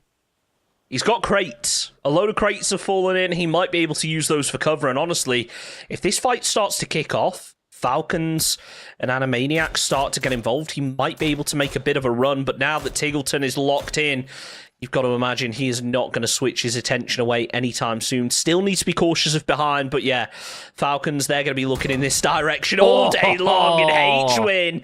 1 shot, 1 kill, RBN down in 3rd, and now it is a 3 versus 4 with Falcons, the team that arguably had a worse position inside the city earlier on, now being put in a spot where they could potentially gatekeep Animaniacs. It's going to be made a lot easier as Kickstart, playing that off angle, takes down T-Plants. The nades lands over towards Mixstall as H-Wing closes in, looking to get some quick scopes, get the montage clips together. He's got the links in hand, trying to find an angle. It's only going to be 12G left, using the smokes for cover as the flashbangs come through. This is the Falcons we missed. The pans are out. They're looking for that final player, but not going to be able to find it too easily. 12G opens up. Will he be able to finish the job? No, he won't. Shrimsy donks him with the pan, switches over to the barrel, and it's Falcons who take our second game of the evening with 6 kills. But don't forget, that's only 11 points now. Yeah, only 11 points for them. Liquid have gotten not too much less than that with their performance in that game. And that's what I'm talking about. Like, in a normal event, that would be 16 points for Falcons, and they would be moving right up to the top of the leaderboard after their top 4 finish in the previous map as well. But this is just going to condense things down way more as we look at how Liquid got some of their kills in the early stages of that game. Well, 2 games are down, Chunks. We've got the chance to see this patch now inside of North America, and first off, a couple of things have not really had as big an impact as people would have thought. We've only seen 2 players brought back by the res. I think we've seen the red zone. It's forced a couple players out of positions, but we've had no knocks off the back of it. It's the point change today that has been the big one in this one, because think of how many points 55 would have as well. Yeah, it's brutal in a way. It's all about getting those kills, and I think we saw a lot of mayhem in game number 1. It was a very messy Miramar game. I think it is one of those maps that is typically a bit more structured. I think Tago was more familiar with what we've seen throughout the Players Tour, but obviously we've still got Rondo, we've still got Erangel left to go, so they're going to be interesting ones to watch. It's Team Falcons, though, who narrowly come away with the most points, 6 kills, and the win to take them up to a level 11, but Team Liquid and Rock both picking up 10 themselves, Animaniacs with 8 putting in work from that city early on. Now, thankfully, most teams have been able to get points on the board, and I don't think we're going to see a huge gap up at the top end of things when we take a look at those overall standings. Yeah, and then you got to look at things too, Chunks. Like Bestia, they got a couple of points on the board, but here's the overall leaderboard, and Rock are top with 23. Falcons 1 behind, level on points as things stand with 55. They hold the tiebreaker, of course, with more placement points. And then Liquid not too far away either. But after 2 maps, it's only 23 points between first and last. Again, that's normally a significantly higher gap whenever the regular placement points are in position. But I think with that, we will jump into a very quick break. When we come back, it will be Rondo. We're jumping into the second half of the night. We'll see you guys in a few minutes.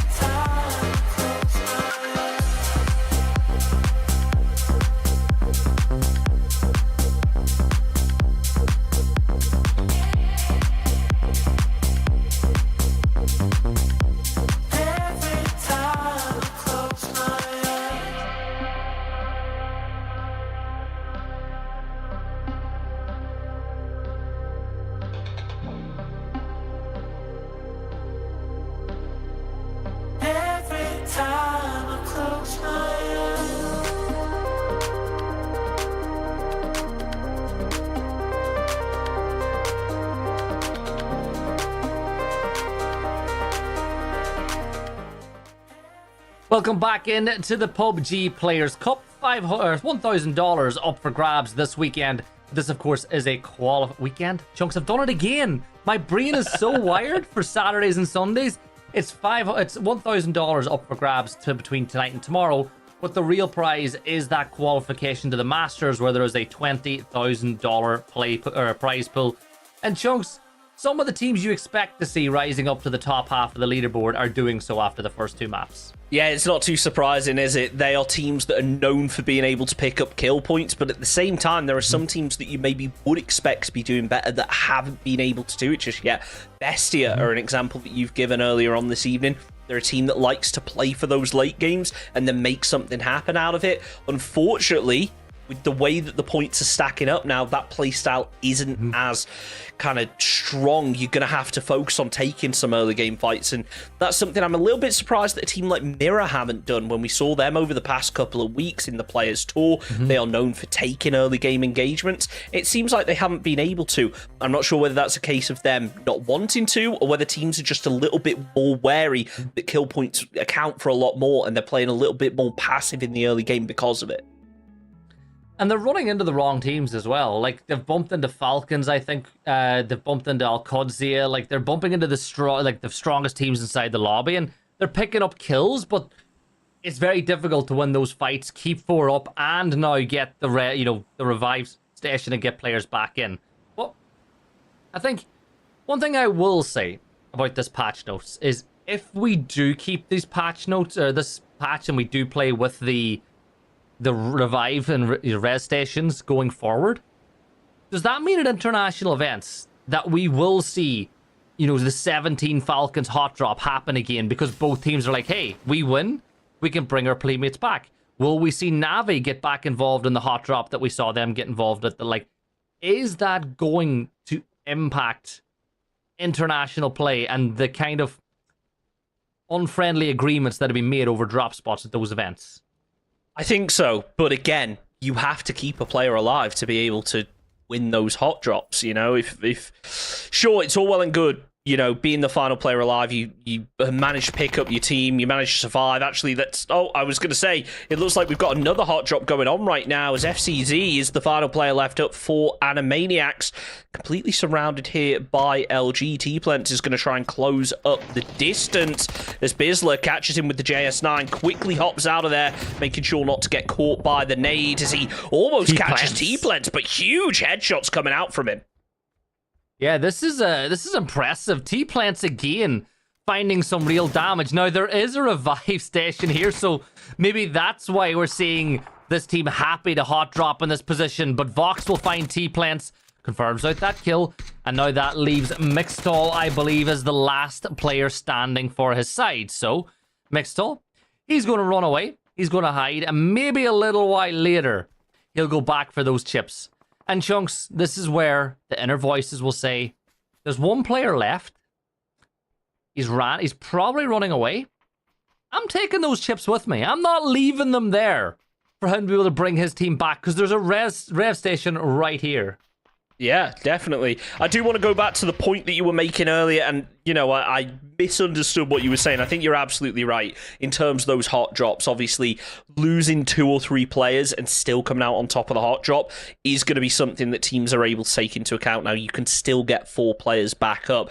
Now, I think one thing that we do have to bear in mind if we are seeing hot drops like that is going to be the fact that, when we see these top-level hot drops going on, a lot of the time they don't clean up quickly. They are very slow and methodical hot drops. Not the kind of thing that you get if you were playing in kind of a casual game. So I think that'll be an interesting one to watch, because obviously the less time that you have to be able to get those teammates up, less time they have to be able to grab their loot, it might not always be the best idea to immediately res those teammates. Sometimes it might be, okay, we've just got to focus on getting our final 2 players into zone, then we can call in the rest of the squad. So I think that would be something that's very interesting to watch going forward. And of course, PNC is going to be the first real test of how the top players implement these changes. Yeah, and you obviously got the EWC quals coming up as well there in the next few weeks. But again, there's no confirmation, Chunks, as to whether or not EWC or PNC are going to use them just yet, right? At least I don't think there is, as Falcons will rotate past 55, and Sam Crow will find Tig. As 55 really have been different. Shrimps say is going to get knocked as well, as H1 will find one back, but a great nade from Sam Crow will find a double. Kick, the last player standing now for Falcons. You won these are the only two teams who have won a map tonight, and now they're going head to head. Kick is going to pick up his teammate, put him back in the vehicle, but Tony, he knows what's up, he knows what's on, and Falcons are eliminated in the early stages of this one, and they will not be taking top spot after 3 games, and that's a huge boost for 55. Yeah, that is rough for Falcons right there, but they'll be happy with the points they were able to gather in the previous game. It's in check now, going to be laying prone, selfish, nice mini shots, but it's going to be Sigma who manages to trade it out, so blow for blow right now, each team losing a player, but it's in check that aren't going to be able to revive him anytime soon. Citrus Flow look to get themselves the res, they've healed up, they're ready to defend this position, but in check are closing back in now. I do want to go back, I have just checked the PNC announcement, and that will be played on this patch, so we will be able to see all of the features here tonight in PNC. So this is a good trial by fire for these players, as Vinny, he gets burnt by Josh. Yeah, Josh gets that knock, but the flush isn't coming through just yet. Kosa will wrap around the side to maybe find RNZ, who is prone by the tree. Kerak bringing back his teammate, of course, as 55 will get everybody back on their feet, but they're looking to find this flush onto RNZ. But look way off in the distance, Chunks. We do have a Dragonov that could do some real damage. That K9, that could do a lot of damage as well, if it's able to connect onto RNZ. Right now, it's just relying on a rock for cover. Causa looking to make a move, trying to find a different angle onto this, as now CF, they're sending players down the hill in the vehicle. They've completely surrounded RNZ, but it looks like he's somehow going to attempt to make an escape, or at least to group up with his other teammate. AQN throws out a nade over the top. He's going to clear it as RNZ. He's just hanging out the side of the vehicle and quickly gets shot out of it as well. Josh, a player I've not come across before, has been putting in work over the past few games. Yeah, and now they're closing the gap onto Aquin, who's moving as fast as he can down the hill. The M249 gets one, gets a second, but Lataro was one too many, and Citrus Flow will be able to get those reses off. Chunks, no way I think about songs and stuff when I see him. See when I see Citrus Flow. Remember the song Even Flow from back in the day? I love it. You're welcome. You're welcome. Again, please don't start singing. I'm not going to sing. I'm not. They don't pay me to sing. They pay me if they win, I expect you to sing. That's the only time. Nah. It's Citrus Flow though from now on. Isn't there like a wrestler who's called Steven Flow as well, and his song is just the Even Flow song with Steven Flow over and over and over again? Look, Gibson, I'm seeing some people in chat asking you to sing. I think that if they win, you should sing. I think that's what the people want, and we're here to make the people happy, aren't we? Especially when we got a bit of downtime. So if you wanna sing us a little song to get us through to the next gunfight, we're all there for it. I'm not doing it. The people who are watching at home have perfectly fine eardrums. If I sing, 3 things are going to happen. They're going to turn off the broadcast. They're going to report me to Twitch and get me banned off of any platform that is on it. And then the third thing that's going to happen is my fiance, my soon-to-be wife, will come into the room and slap me on the back of the head for singing in the first place. So we'll wait until we come back to the cameras before you start singing. Got it? No, it ain't happening. It ain't happening. Oh, you're letting everyone down. We'll get a song out of you before the end of the season, I'll tell you that. There's Alcudia, by the way. They are currently making a push over towards final player from Rush to win, and they've just killed him. Nice. There's not much happening inside this circle, so yeah, I think we got to get a song out of you. Nah. I love the nearly perfectly in sync looting there by Al-Qudsi as well, as they both were going in there at the same time, as we watch Alo moving his way into the zone. Team Liquid pushing out of Bamboo now as things stand. Kurt is having a great time. I've seen this move before, and Chunks usually, I think he's camping back. I think they're camping this station and camping some rotates, maybe as he plays that position to see what happens a little bit later. Kurt, if you actually are camping that, I respect it even more. I'm not going to lie. I'm all about it. Let's see if it's going to work out for them. It's BC going to be moving round. Alo, load that gun up if you're going to be taking the shots, please. Otherwise, you're going to be sorely disappointed, just as Purdy Curdy. Disappointing crash from him, ends up falling out of his vehicle, and yeah, he's going to be there to pick up the kill. Alo looking to try and get one in return. Not just yet. Goes the spray onto the bus. Nope. Deciding to hold up until August crashes into the tree. Maybe they actually spotted out Alo. It looks like they did. So a strange fight to kick things off for sure from Team Liquid, especially with that zone moving over to the east a little bit. So Toyo, they're going to be happy with this as Alo just focuses on popping those tires, trying to isolate that player over at the tree. I'm still trying to get over what just happened, Kurt. I'm sorry. Oh, Kurt's gone. There was a buyback nearby, so I guess if you do get his tag, you can bring him back into the fight, but that'll be one down. Look, 12 gets the off angle onto Aguas. They'll get that kill confirmed now, as well as all this happening inside the blue. You can now get Kurt's tag. You can now bring him back inside the fight. But while all that's going on, you got to focus on getting inside the circle, Chunks, which does have all of Dang, Xing, and Hung Shun inside for those players to play by. The real question is, when do Bestia adapt, right? We've said it all night long. This 5-3-2-1 point system does not suit the way they play historically. I want to see them get a bit more aggressive, hunt those kills a little bit more than they've been doing already, and really capitalize it, because they get into great positions. The problem is those positions are good for trying to win a map and get placement points, not necessarily picking up kills. Gibson, I think I just heard a flare go off. Now, I think it was inside zone, so I am a little bit disappointed about that.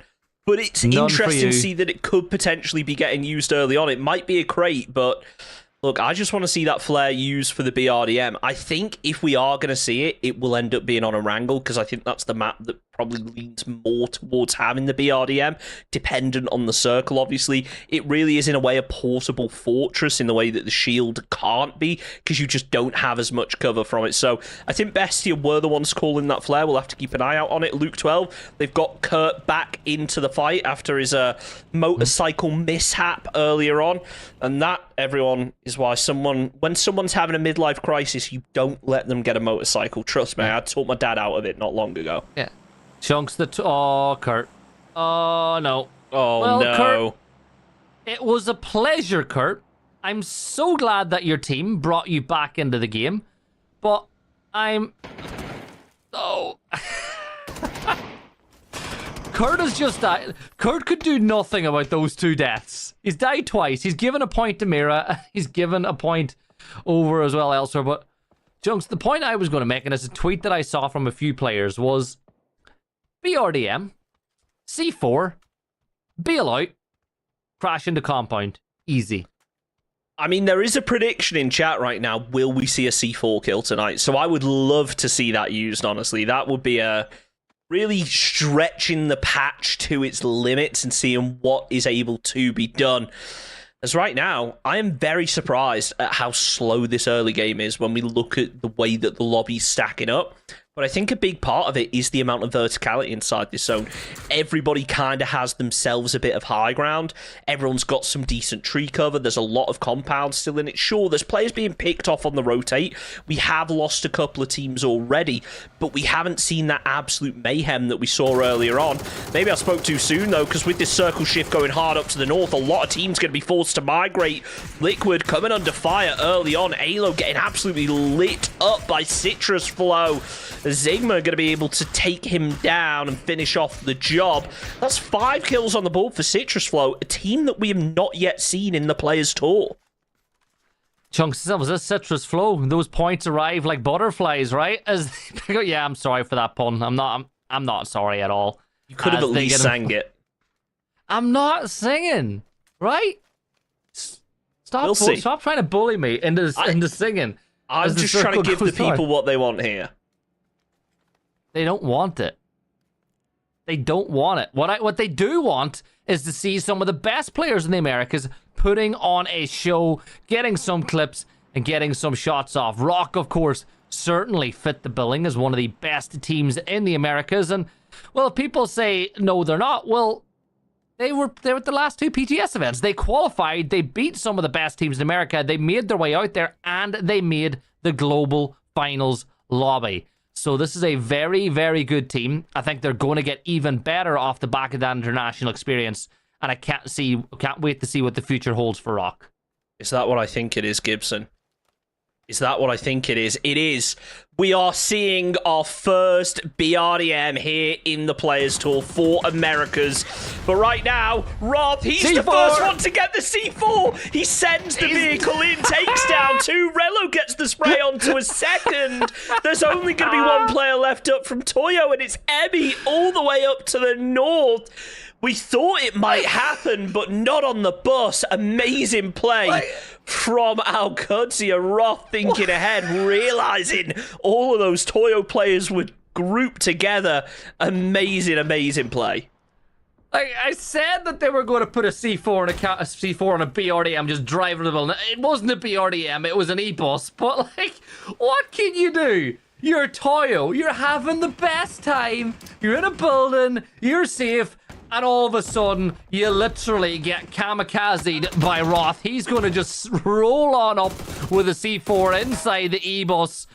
And isn't it ironic that Roth is the first player to kamikaze with a C4 and his wife is literally got kamikaze in her name in Twitch? I think it's also perfect timing, isn't it? As soon as we see the BRDM land, we mention the fact we might see a C4 play. It's a bus that has a C4 attached to it that sends it in to Toyo's compound. I gotta say, the timing on that C4, it just was absolutely perfect. It felt like as soon as that vehicle hit the wall, it blew up and just wiped him out. That has caught me off guard, that. Let's see what else is about to happen. There's Citrus Flow starting to get lit up on the rotate. Team Mirror, only 2 kills on the board, but looking to grab a couple more. Yeah, 2 kills, but you know, that's as good, I guess, as 3rd place will get you. The way the game works now is Citrus Flow will be wiped, so the flow is no longer flowing for them inside of this game as we move now into the 18th minute of the game. Will Griggs and Chino are going to get ran on over as Rock will use the BDRM because of why he's stuck. It's stuck. He's stuck. He's literally managed to get a car underneath the BDRM. What the hell is this game? Like, oh, no. Get me out. They're trying to unstick it right now. I'm not sure whether they're going to be able to. I've got a feeling this thing's going to blow before they're actually able to get out from under there. Oh, maybe I spoke too soon. Go on, BL. Help, you Santa. can do this. Help, there Santa. We go. I'm stuck. he's been unstuck. I love playing on a new patch, you know. I mean, it caught us off guard a little bit. We weren't expecting all of these things to be added. I think everyone was a little bit surprised, but you know what? It has been a pleasant surprise so far this evening. This is amazing to watch. Yeah, I saw that Keek said as well that she realized something funny was going to happen because she heard Roth cackling from the other room after it. And I've heard Roth cackle. I know exactly what that was like inside that household after that happened. But anyways, Chunks, Mime's just gonna, just spam the BRDM with the 5.56 because that's going to do so much damage. Bestia, you're just wasting rounds at this point. Yes, that thing eventually does blow up, but you need something like an M249 or... shoot players, shoot Santa, that's a better option. Where's the MG when you need it? We saw it being used to great effect in our Miramar game earlier. This is the kind of time where you need it when you've got that BRDM in the lobby. Oh, I hate it and I love it at the same time. like, you know the way we talk about people using gliders as UAVs? This is like even safer. You just drive around. You know, sticky Pete. easier for Rene Lavande, and he's going to come under heavy pressure now. He's getting pushed by Dream 1. He's going to hip fire around the corner, but he runs out of ammo. He gets one, but will get taken down off the back of it. Rene Lavande are going to get dealt with, and it looks like LG have capitalized and gotten some points on the board as well. Yeah, impressive to see, but Vox will be getting taken out by that AWM as Rock, they look to try and get themselves involved in this fight. Need to be careful of that player rotating. Oh, nothing to worry about. Never mind, you only need to get one with the AUG because you can just catch the rest of them with the nade. Beautifully done from RVN to clean up. That's 6 kills now on the board from Rock. This is something we should touch on as well, by the way. One thing that was noticed in the recent global events is a lot of players were kind of reverse crashing into compounds. Reverse speed has been nerfed, so it does make you a little bit more vulnerable when you do decide to reverse to avoid those shots, but Rock's still using it effectively there. I can't recall off the top of my head all too many instances where the reverse has been instrumental in a crash. I think for me, the real time you see reverse coming in clutch is when a tire gets popped and you see the player just spin and hit that reverse and get on out of there. But again, it's another change. It's another thing that's part of the patch. And Sparking. Yeah. Sorry, it was Sparking. Luke, wasn't it? Sparking's just putting in work against Karak right now.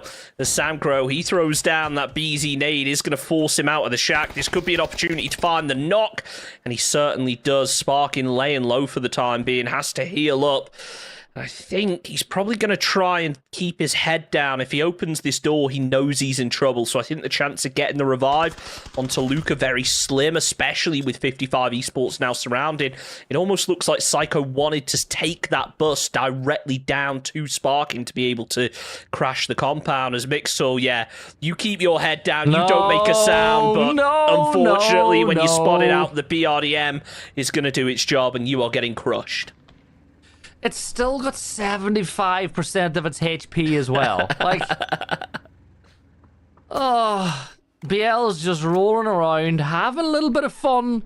Sparking is as trapped as I've seen someone in a while. Steps on up. Sam Crow, though, takes a ton of damage. And Sparking, one good nade could be the difference. We're seeing blue zones being thrown this way. And Sparking will use the blue zone as cover to fall out from the back. Gets the nade knock. But he's got to be careful. Mira on the other side might be about to find an angle. And that's exactly what happens. Fana will start to tag him. Tony's got a BRDM too, by the way. You know, there's a couple of them rolling around inside Surely the circle. they crashed this, right? They used the BRDM to crash. I don't know. Calzine, he's focused up on Bestia right now as they crest over the hillside. They will be getting taken a little bit low. They do still have that high ground to work with. Mira not got too much to worry about. Only really Sparking that can cause them a threat right here, but he's very preoccupied dealing with 55 Esports. You saw him call in all of those emergency cover flares, and it will provide him a little bit of extra safety to make this push. But as the zone gets ready to pop, we'll see if he has to move. And actually not as far as he would have expected, so he does need to finish off 55 to be able to make it into this circle. And he opens things up over on towards Samcro. The kill stolen away by Santala as now Rock, they're starting to use this high ground. Could potentially catch Sparking from an off angle. Yeah, Sparking will dip back into cover now as the blue zone will close even more, but he's got to pop that first aid. Rock, they've got a lot of freedom here as it's BRDM on BRDM action here on this other side of the map as Kawazine will find that kill onto Sparking as the GOAT of Brazil will get shut down by the rising star from that very same place. Oh my god, it's now, two Tony? BRDMs here. Oh no, here we go. Drive-by. Fana will do some real damage on the Bestia. They'll lose a couple on that drive-by. And there's only 13 players alive in 6 teams. Like, this game has felt very slow-paced, but we're still down like massive numbers with plenty of time left. BL tried his best to get more shots into that BRDM, maybe thinking it was the same one from earlier, but in fact it is a second BRDM that is now in the game. Santala using that vehicle for cover. I think that... No, it's not the BRDM that got blown up. So we now have 2 BRDMs in the end game. Rock already on 9 kills. Just do it. Just send it straight over that hill towards Bestie. It looks like they are going to wrap wide instead. Sold's going to hang behind for the time being. As Mira pull up on the hillside. BL, I just want to see him send it towards a team and try and get the wipe. Do they have a C4? That's the question. Also, it's worth pointing out, if you look at the utility, that Team Mira do have one of the utility repair kits in their back pockets. So if one of them loses a helmet or a vest, they do have the opportunity to get that thing fully fixed and back into the fight. And that's another thing that's been added to the game, which I think that if you've got level 3 gear and you've got that, you're in a fantastic place to be even more aggressive inside of certain gunfights and to even overpeak more, as Tony will go on the scout once more, finding information for his team. But he is the only player left alive. At this point, you just drive around, you know, run through a couple of hedges, maybe you run over a player who's hiding. But with 2 BDRMs in there, this could be a tough end zone. Could be very tough for Best here, as that nade from Vanna lands beautifully onto DraftKing. Only going to be Nzito left up. This could be the cue now for Rock to start making their push, but they are a little bit hesitant, knowing that Mira are on the other side of things, are going to be looking over this hillside if they decide to get involved. Tony, he peeks up and he finishes off Mira. Nicely done from the Rock. And he hops back into the vehicle. Sold's there with the AWM. Nearly lands the shot as Tony hops out of the vehicle, but I'm sure he's going to hop straight back in now, as we are now into our top 4. Make it top 3 as Bestia will fall. BL going to be sending it in a BRDM of his own. I am so confused about what the play is here. It's something that we've not seen in competitive before. I can't really make predictions, but now one of them has blown. Tony's out on his own. He's only got a smoke for cover. He wanted to go for the run over, but it's Solds with the AWM who finishes off the job. And look at this, Alcudia. They are just keeping their heads down right now. What was the game? We're watching Twisted Metal. Look, we're watching Twisted Metal now at the end of this game with BRDMs driving around. You've got the Datsias as well. It is a 4 versus 2. Cowboy and Rella with a split. And Rock, they're going to stay in the BRDM. Like, you drive around, you bait out shots, you try to find out where... Oh, block the door. Block the door. Drive on up. Block the door. Cowboy is stuck. Oh, he's behind. He's not inside. Yeah, force him inside. Now block the door. Bye-bye, Cowboy. Do it. Handmade comes out. It's going to be on the other side. So they're not going to send it round just yet. Cowboy hops out, tries to land the damage, but he knows it's all for nothing as Santala peeks up from the off angle. It's only going to be Rello left. Do it, Rock. Get the run over kill. No, Santala gets the kill. Rock with a big chicken dinner. 13 kills and the 5 points for first place. 18 points for them, and I said they're one of the teams that earlier on I was like, I want to see them get more aggressive because they're very good at getting into the late game. Now they've got the chicken dinner and they've got the kills to show for it. 18 points, BRDM run over. Love that for them, but moment of the map for me has to be the Roth C4 E-Bus crash a little bit earlier on, Chunks, but we'll have a look. That should secure top spot for after map 3 for Rock. That's another bunch of points to their total. But for Falcons fans, they went down early, but thankfully, because of the new point system, they're not going to lose too much ground towards the teams at the top. No, it's all about getting those kill points, remember. Just a reminder for anyone who wasn't here earlier on when we've mentioned it, there has been adjustment to the way that placement points work. It is only the top 4 teams that get placement points, and that first place squad is only able to get 5 points. And that's why we see Rock getting 18 points out of this game, which is absolutely huge. They got the first place to go with it. Really, really impressive. But again, there are just so many teams not able to pick up any kills down on the bottom end of thing. They really need to start picking that up. Yeah, 55 Esports with a good 11 points. Alcudia with 10. And Alcudia had a pretty poor start to the night. So those 10 points will certainly help them a lot as well to climb that gap. Mira finally getting a high kill game with 7. But finding things a little bit tougher sledding here inside this lobby as we get ready to jump over to the overall leaderboard, Chunks. Anything surprising you looking at this now?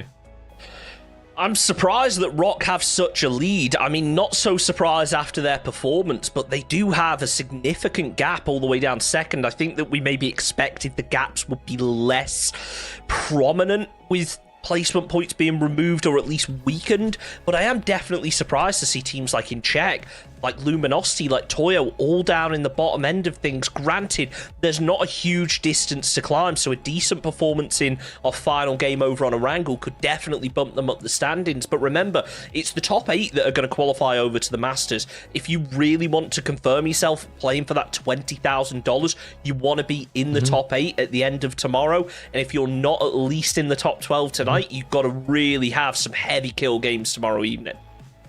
Yeah, you got it, because remember, teams like Furia might be in the mix next week as well. But we're going to jump into our final break of the night. When we come back, it will be Erangel to close things out. We'll see you guys in about 2 minutes. Welcome to the PUBG Players Tour.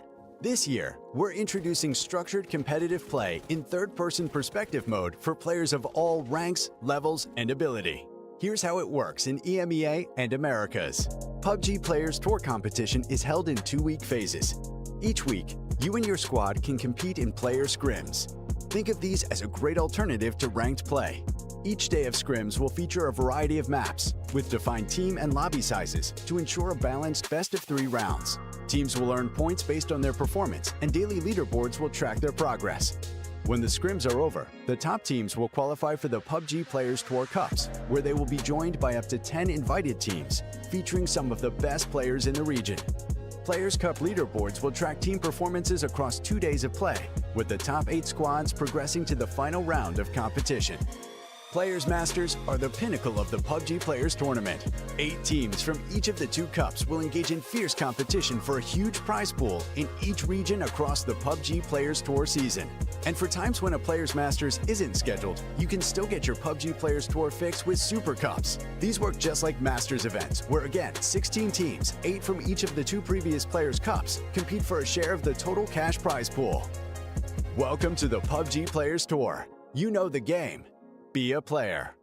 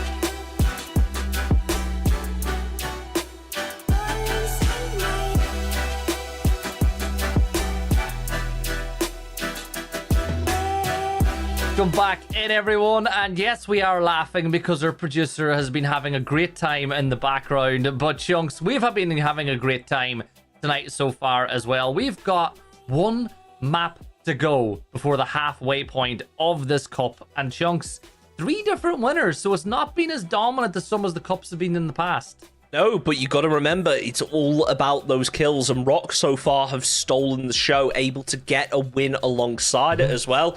So really exciting. I can just tell now, because our producers, they're 15 minutes ahead of us, all right? They're all laughing, so something big is about to happen in this game. We don't know what, but you want to stick around because they are certainly having a good time in the background.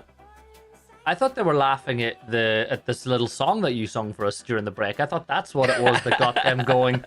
But it is Erangel coming up next, Chunks, and it is the map that's been in the game for the longest. Now, the question is, we've had some hot drops here over the course of the cup, right?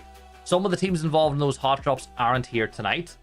But with that being the case, you know, with being the ability to revive your teammates now once they've been killed, do you feel like we will see any positions contested that maybe wouldn't have been in the past? Now, I'll be honest, Falcons are safe. Nobody's going to drop inside a Pachinki with them. I could be wrong, but nobody's going to do that. Are you sure they're going to go Pachinki?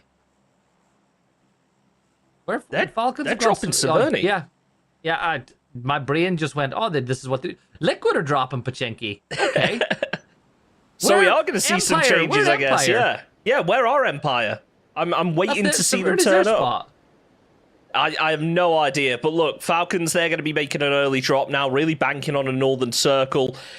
I am not sure, Gibson, but I don't think we've seen a Millie Circle yet. I think we've seen a lot that looked like they were going to go Millie, that were maybe 50-50 in Phase 2, Phase 3. But we haven't seen any Millie Circles yet, and this could open things up, especially if you're one of those teams landing down there, teams that haven't performed the best. As, oh my gosh, look at this, 55 Esports Alcuds here. They're going to be hot dropping on a compound in the middle of nowhere. Relo, he's got the M4 in hand. He will spot out a player, but he is saving every bullet he can. He knows that there's going to be a player above him. There's now Alcuds here. They look to try and swarm onto this position. The door will be opened, and it's Cowboy who ends up taking down his own teammate before getting knocked himself. 55 Esports going to be really happy with that one. Oh, that... If you want to know how not to play the trade, that's how not to play the trade.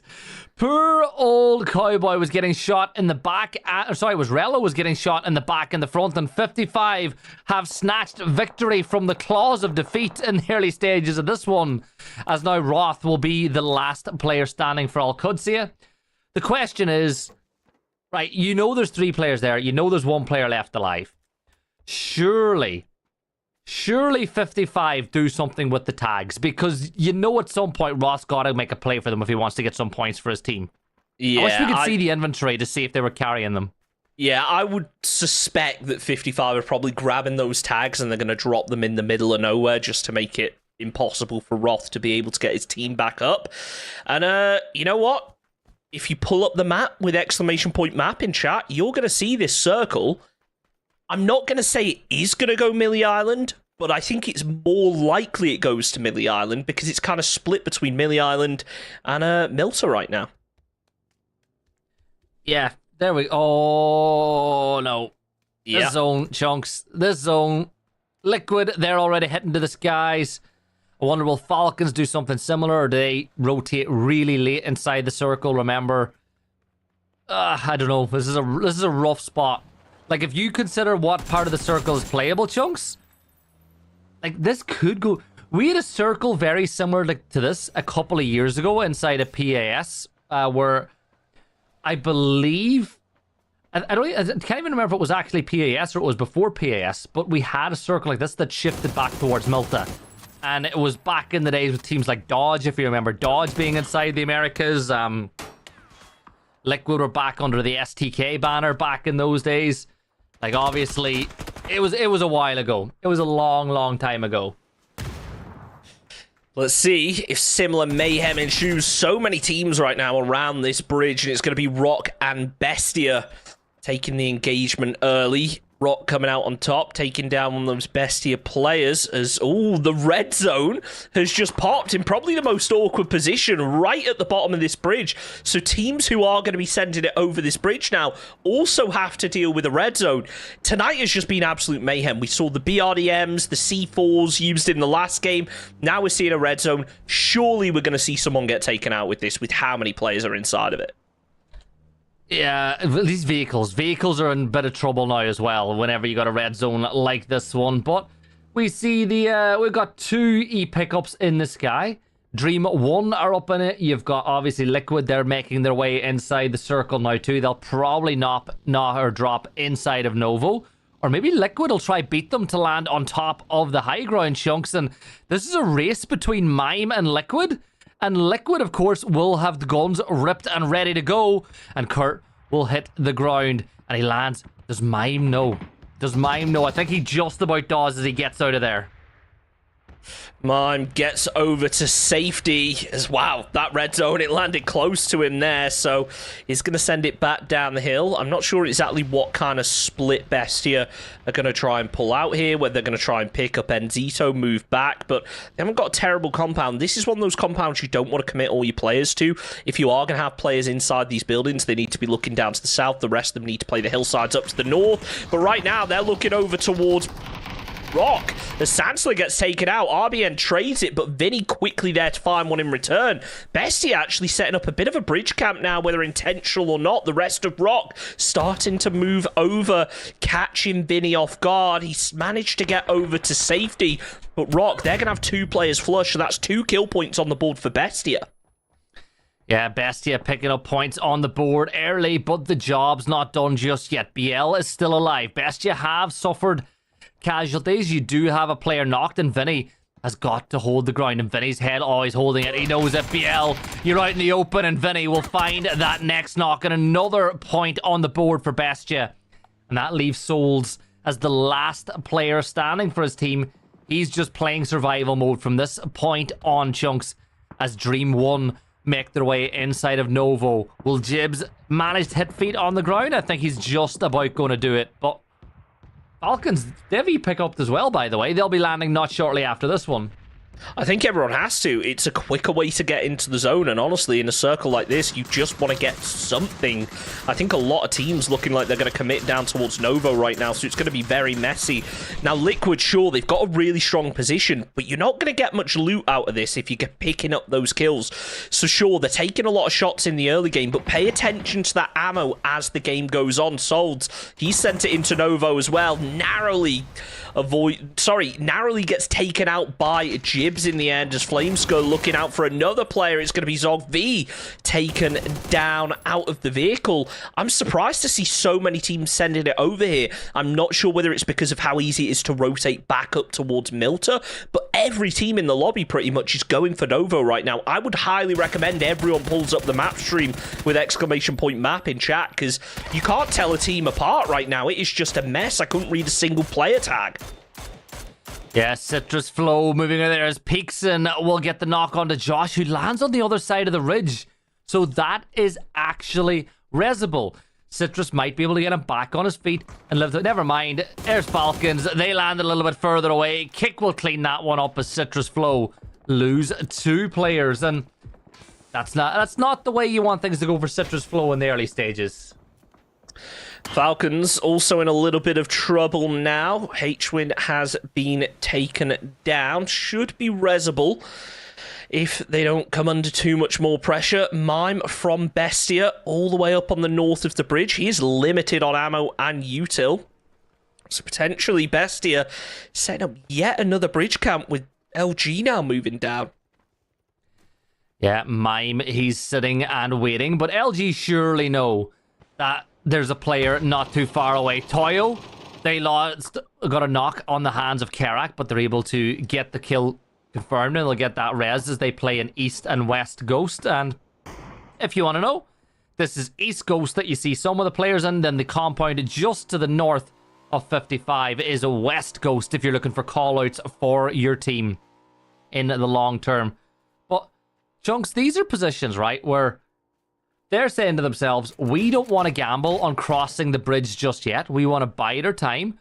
We want to wait to see what happens with that next shift as Kick will confirm out Beba Temperley, and Falcons now up to 3 kills. I can't help but keep my eyes on Bestia over on that map right now. LG are kind of scouting out the bridge. I think they've got to read that it's being camped, but I don't think they're expecting that solo player up on the north. Just as Tiggleton, he wasn't expecting Sticky P to be waiting behind the rock. Nicely done to get the knock.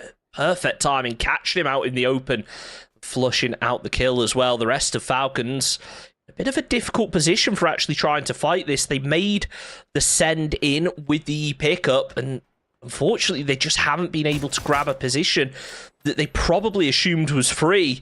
The Sticky P, oh no, that is a rough spot to be in. He's going to struggle to get back up this hillside. Falcons, if they decide to wrap round, they could cause a lot of problems for him.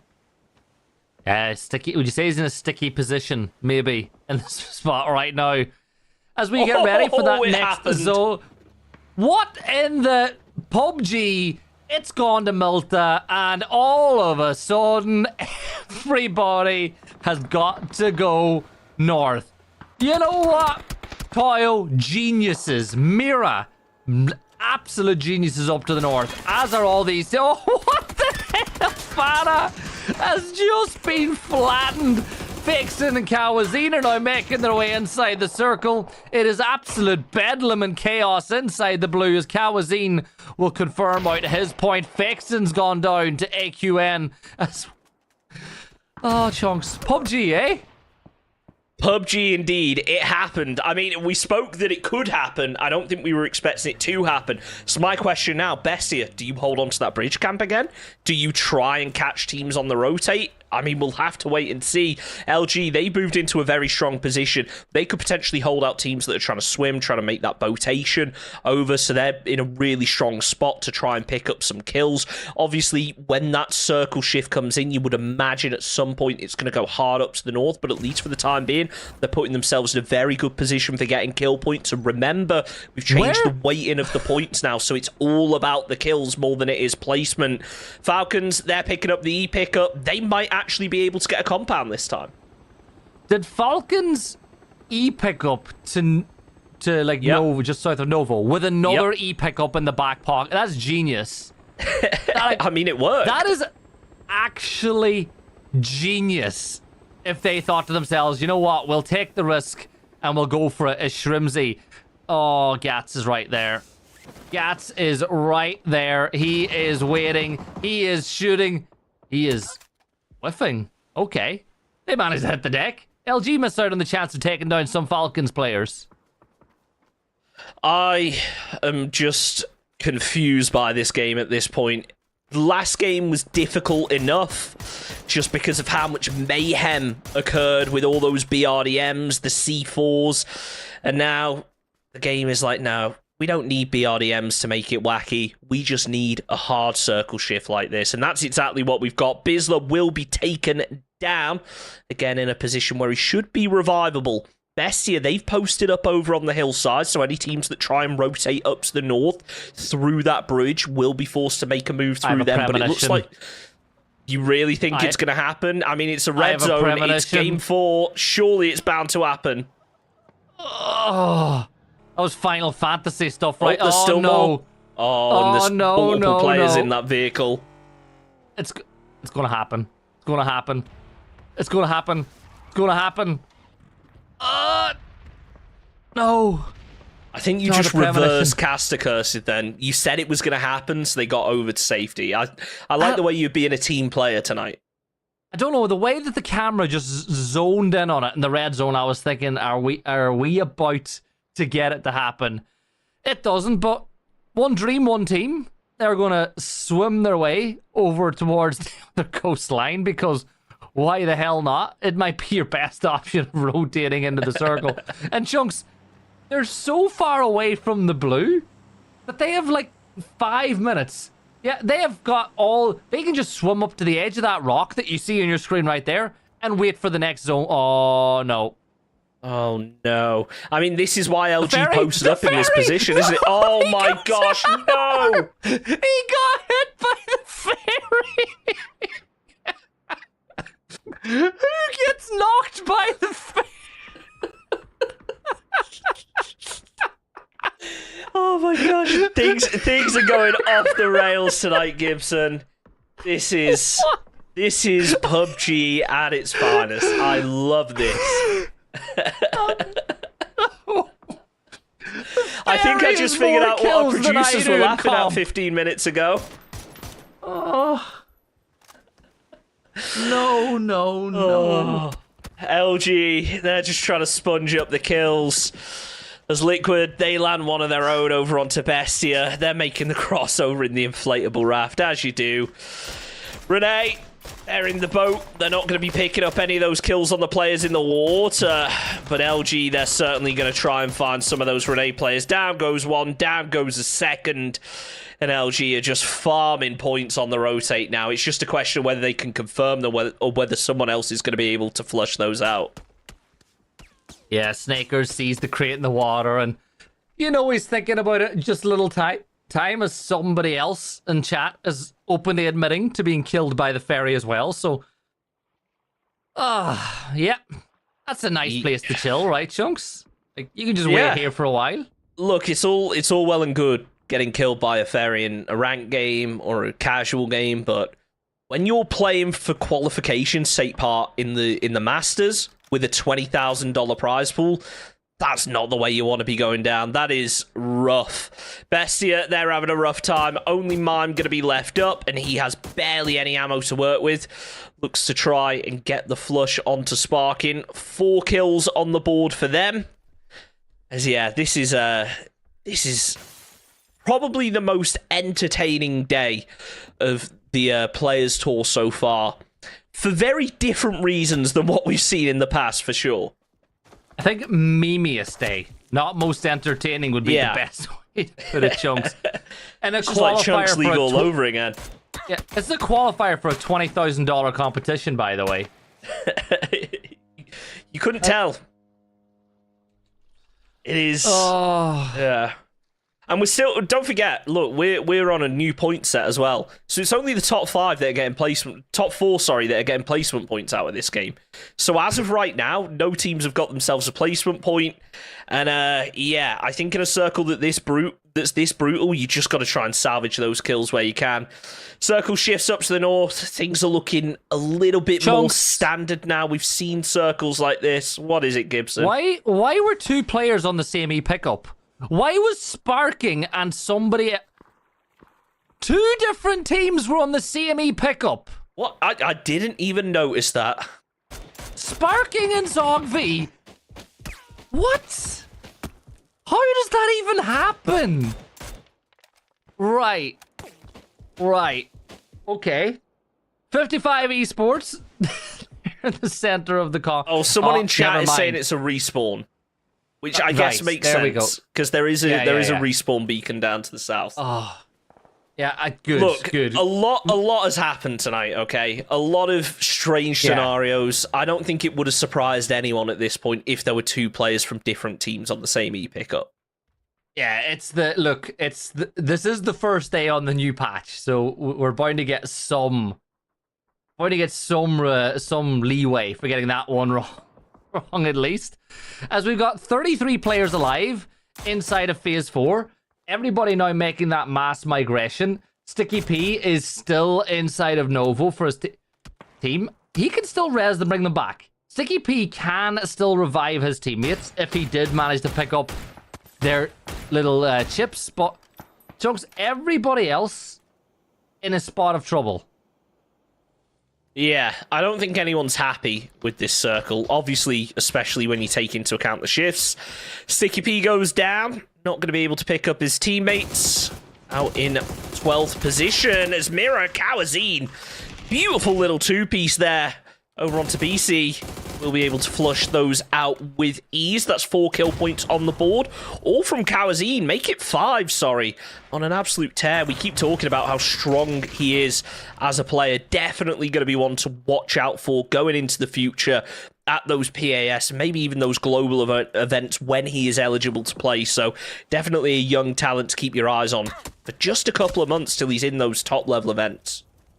1 more month is all people gotta wait for Kawazine to be eligible to play. And I posed the question in like a group chat with all of the players too, and it was, oh good, Nate being thrown, Voxes to that one, but it was like, does a team, if they qualify for EWC, would they be able to take him as a sub? Because at that point he would be 18 and he wouldn't have played in the qualifiers.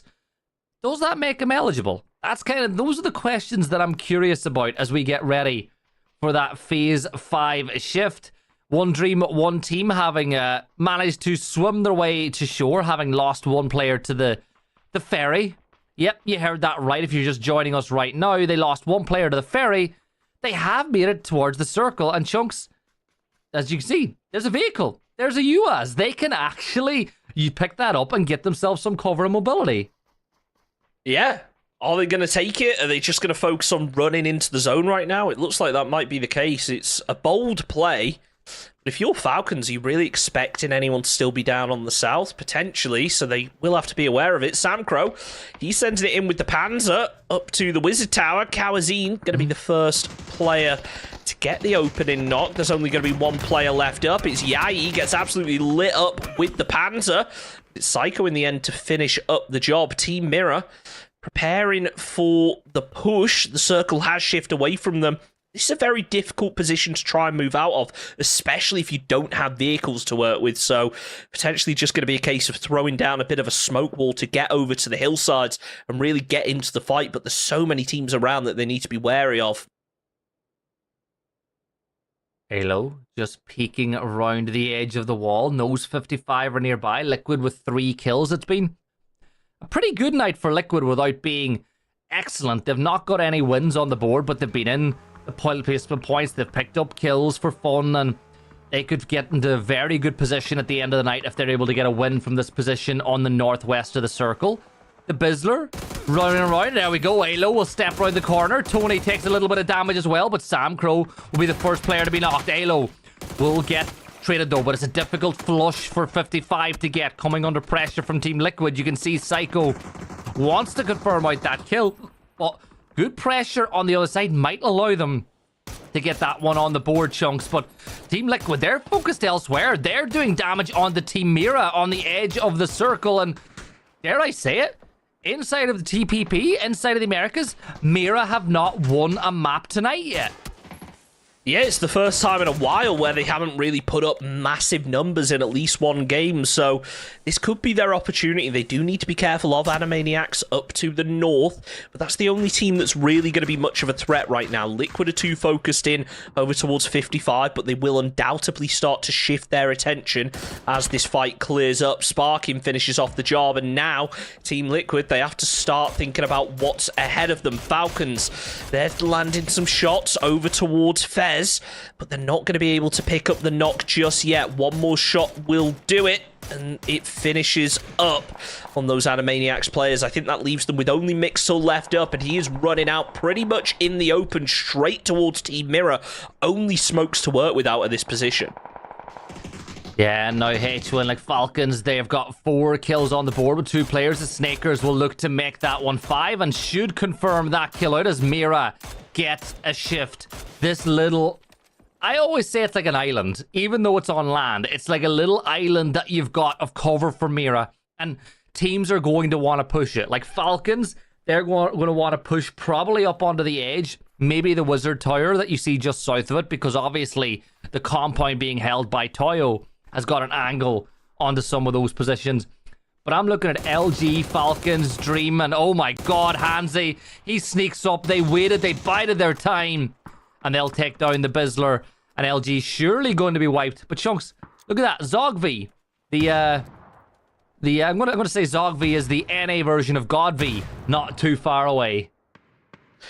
We'll see if he's able to pull out those Godv level plays as Voxic just hiding for cover. Capitan, huge frag grenade. He's actually defended a push from Team Liquid right now. They decided to crash in. Only going to be Purdy Curdy left up. He's holding the back of the building. Toyo Esports completely focused in on this. But Kurt just waiting behind that wall, not wanting to give anything away as Vox now gets ready to return some nades of his own. He's still being absolutely lit up from this position. They have him pinned down completely. That Molotov, it seemed close, but it's just not going to be close enough. Vox just in a horrible position right now. Gets caught out.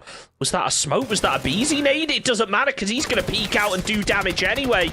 Potentially deciding to deny to the zone. But no, he's got that jammer pack. He can stay out there for a little bit longer, but not much. The smokes are up. He thought players were inside it. He's going to fall to zone. That's LG down in 7th position, followed quickly by Dream 1. Only going to be Purdy Curdy left up for Team Liquid. He goes down to Benya. We're into the top 4 and we are into the placement point with Team Mirror, the only squad with 4 players currently standing. Although Toyo, you'd imagine they're going to be able to get the res. Yeah, they'll not be too far away as the Falcons. Remember, they pick up twice, so they don't have a vehicle or America's version of Godv will get wiped on out now, as that's another point on the board for Toyo as they move to 4 kills and at least...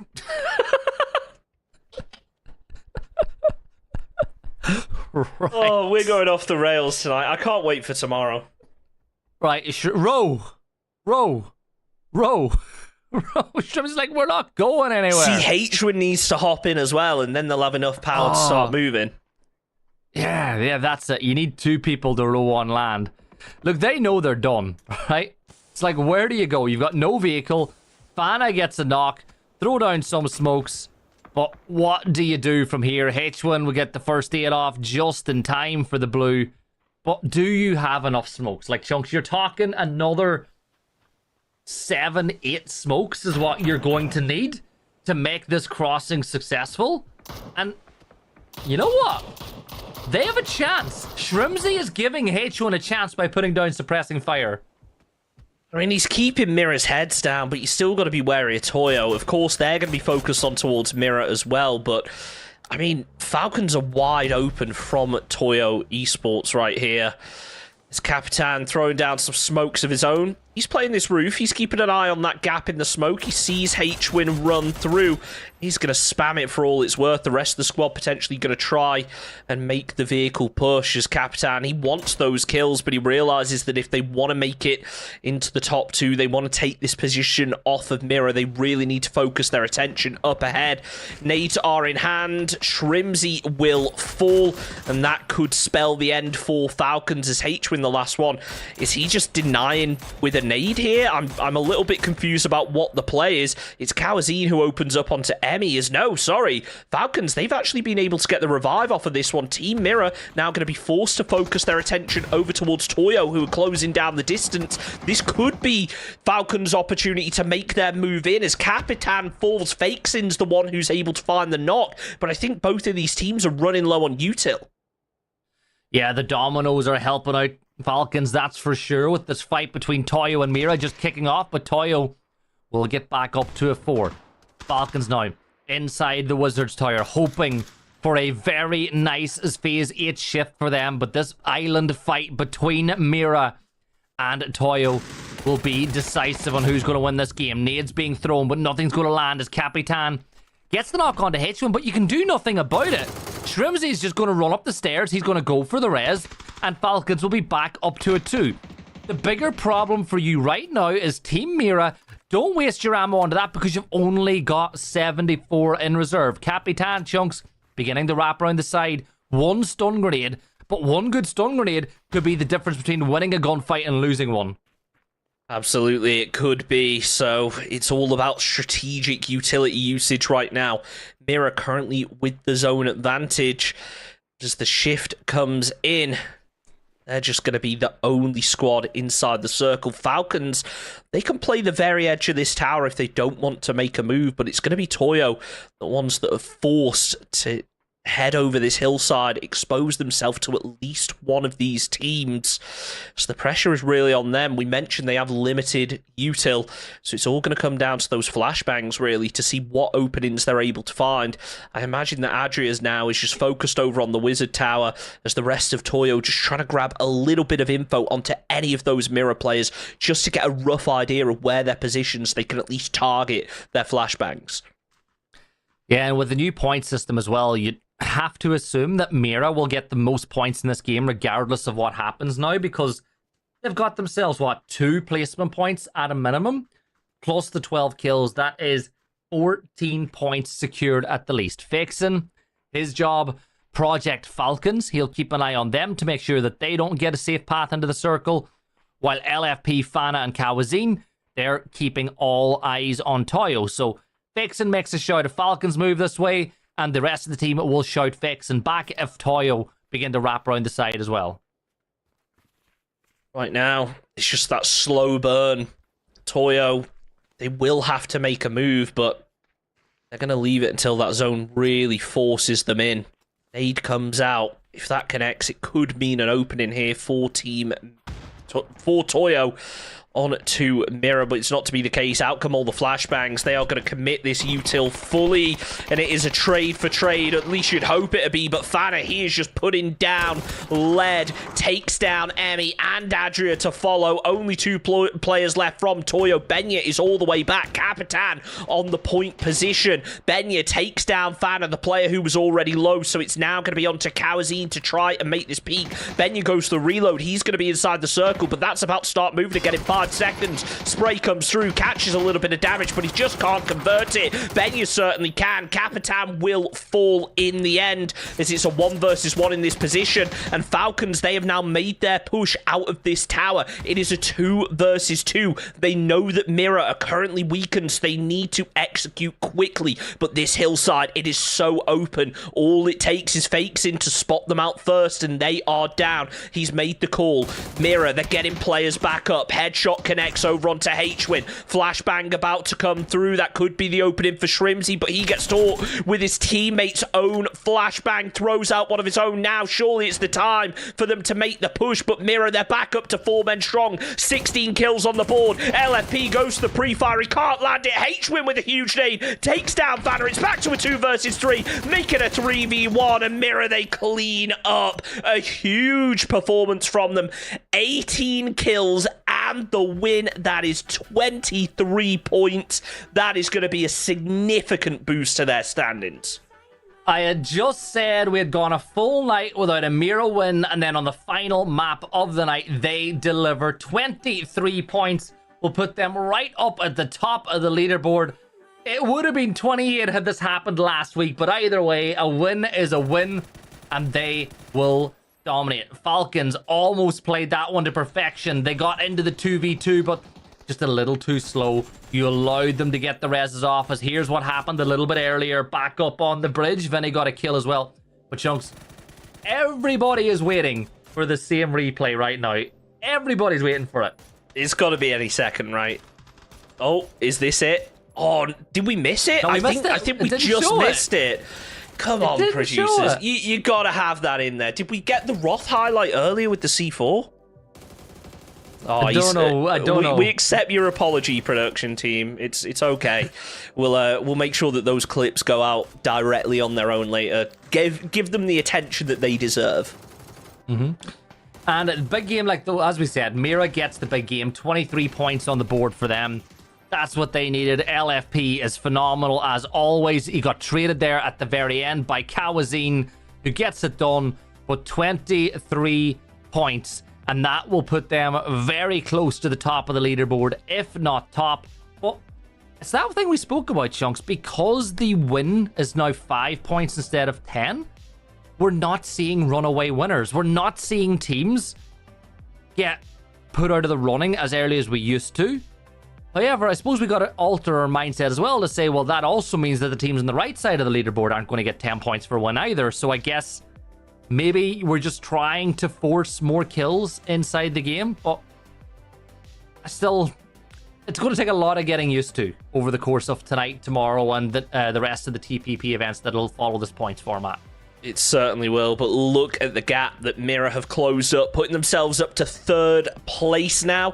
I think for the majority of teams in the top half, we'd expect them all to be there. Sure, there are a couple squads further down the standings that we maybe would have expected to have a better performance. Teams like Bestia, for instance. But when you look at it, it's only 1 point between them and 8th place. So I think the top 8 is going to be really hotly contested. Remember, it's the top 8 that will move on to the Masters. And we have 4 more games tomorrow to decide who that top 8 will be. And I guess the other 8 teams, they're going to have to come back next week and try all over again.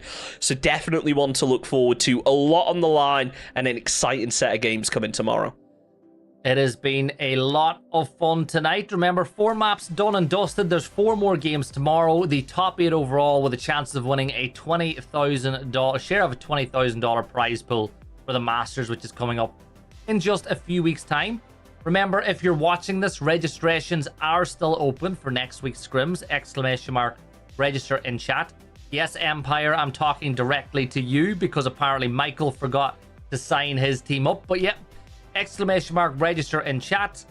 I believe there is a couple of weeks break, Chunks, between this cup and the next because we have the qualifiers for EWC coming right up. But it has been a pleasure tonight talking to everyone. We want to thank you all for viewing. And we will see you tomorrow night.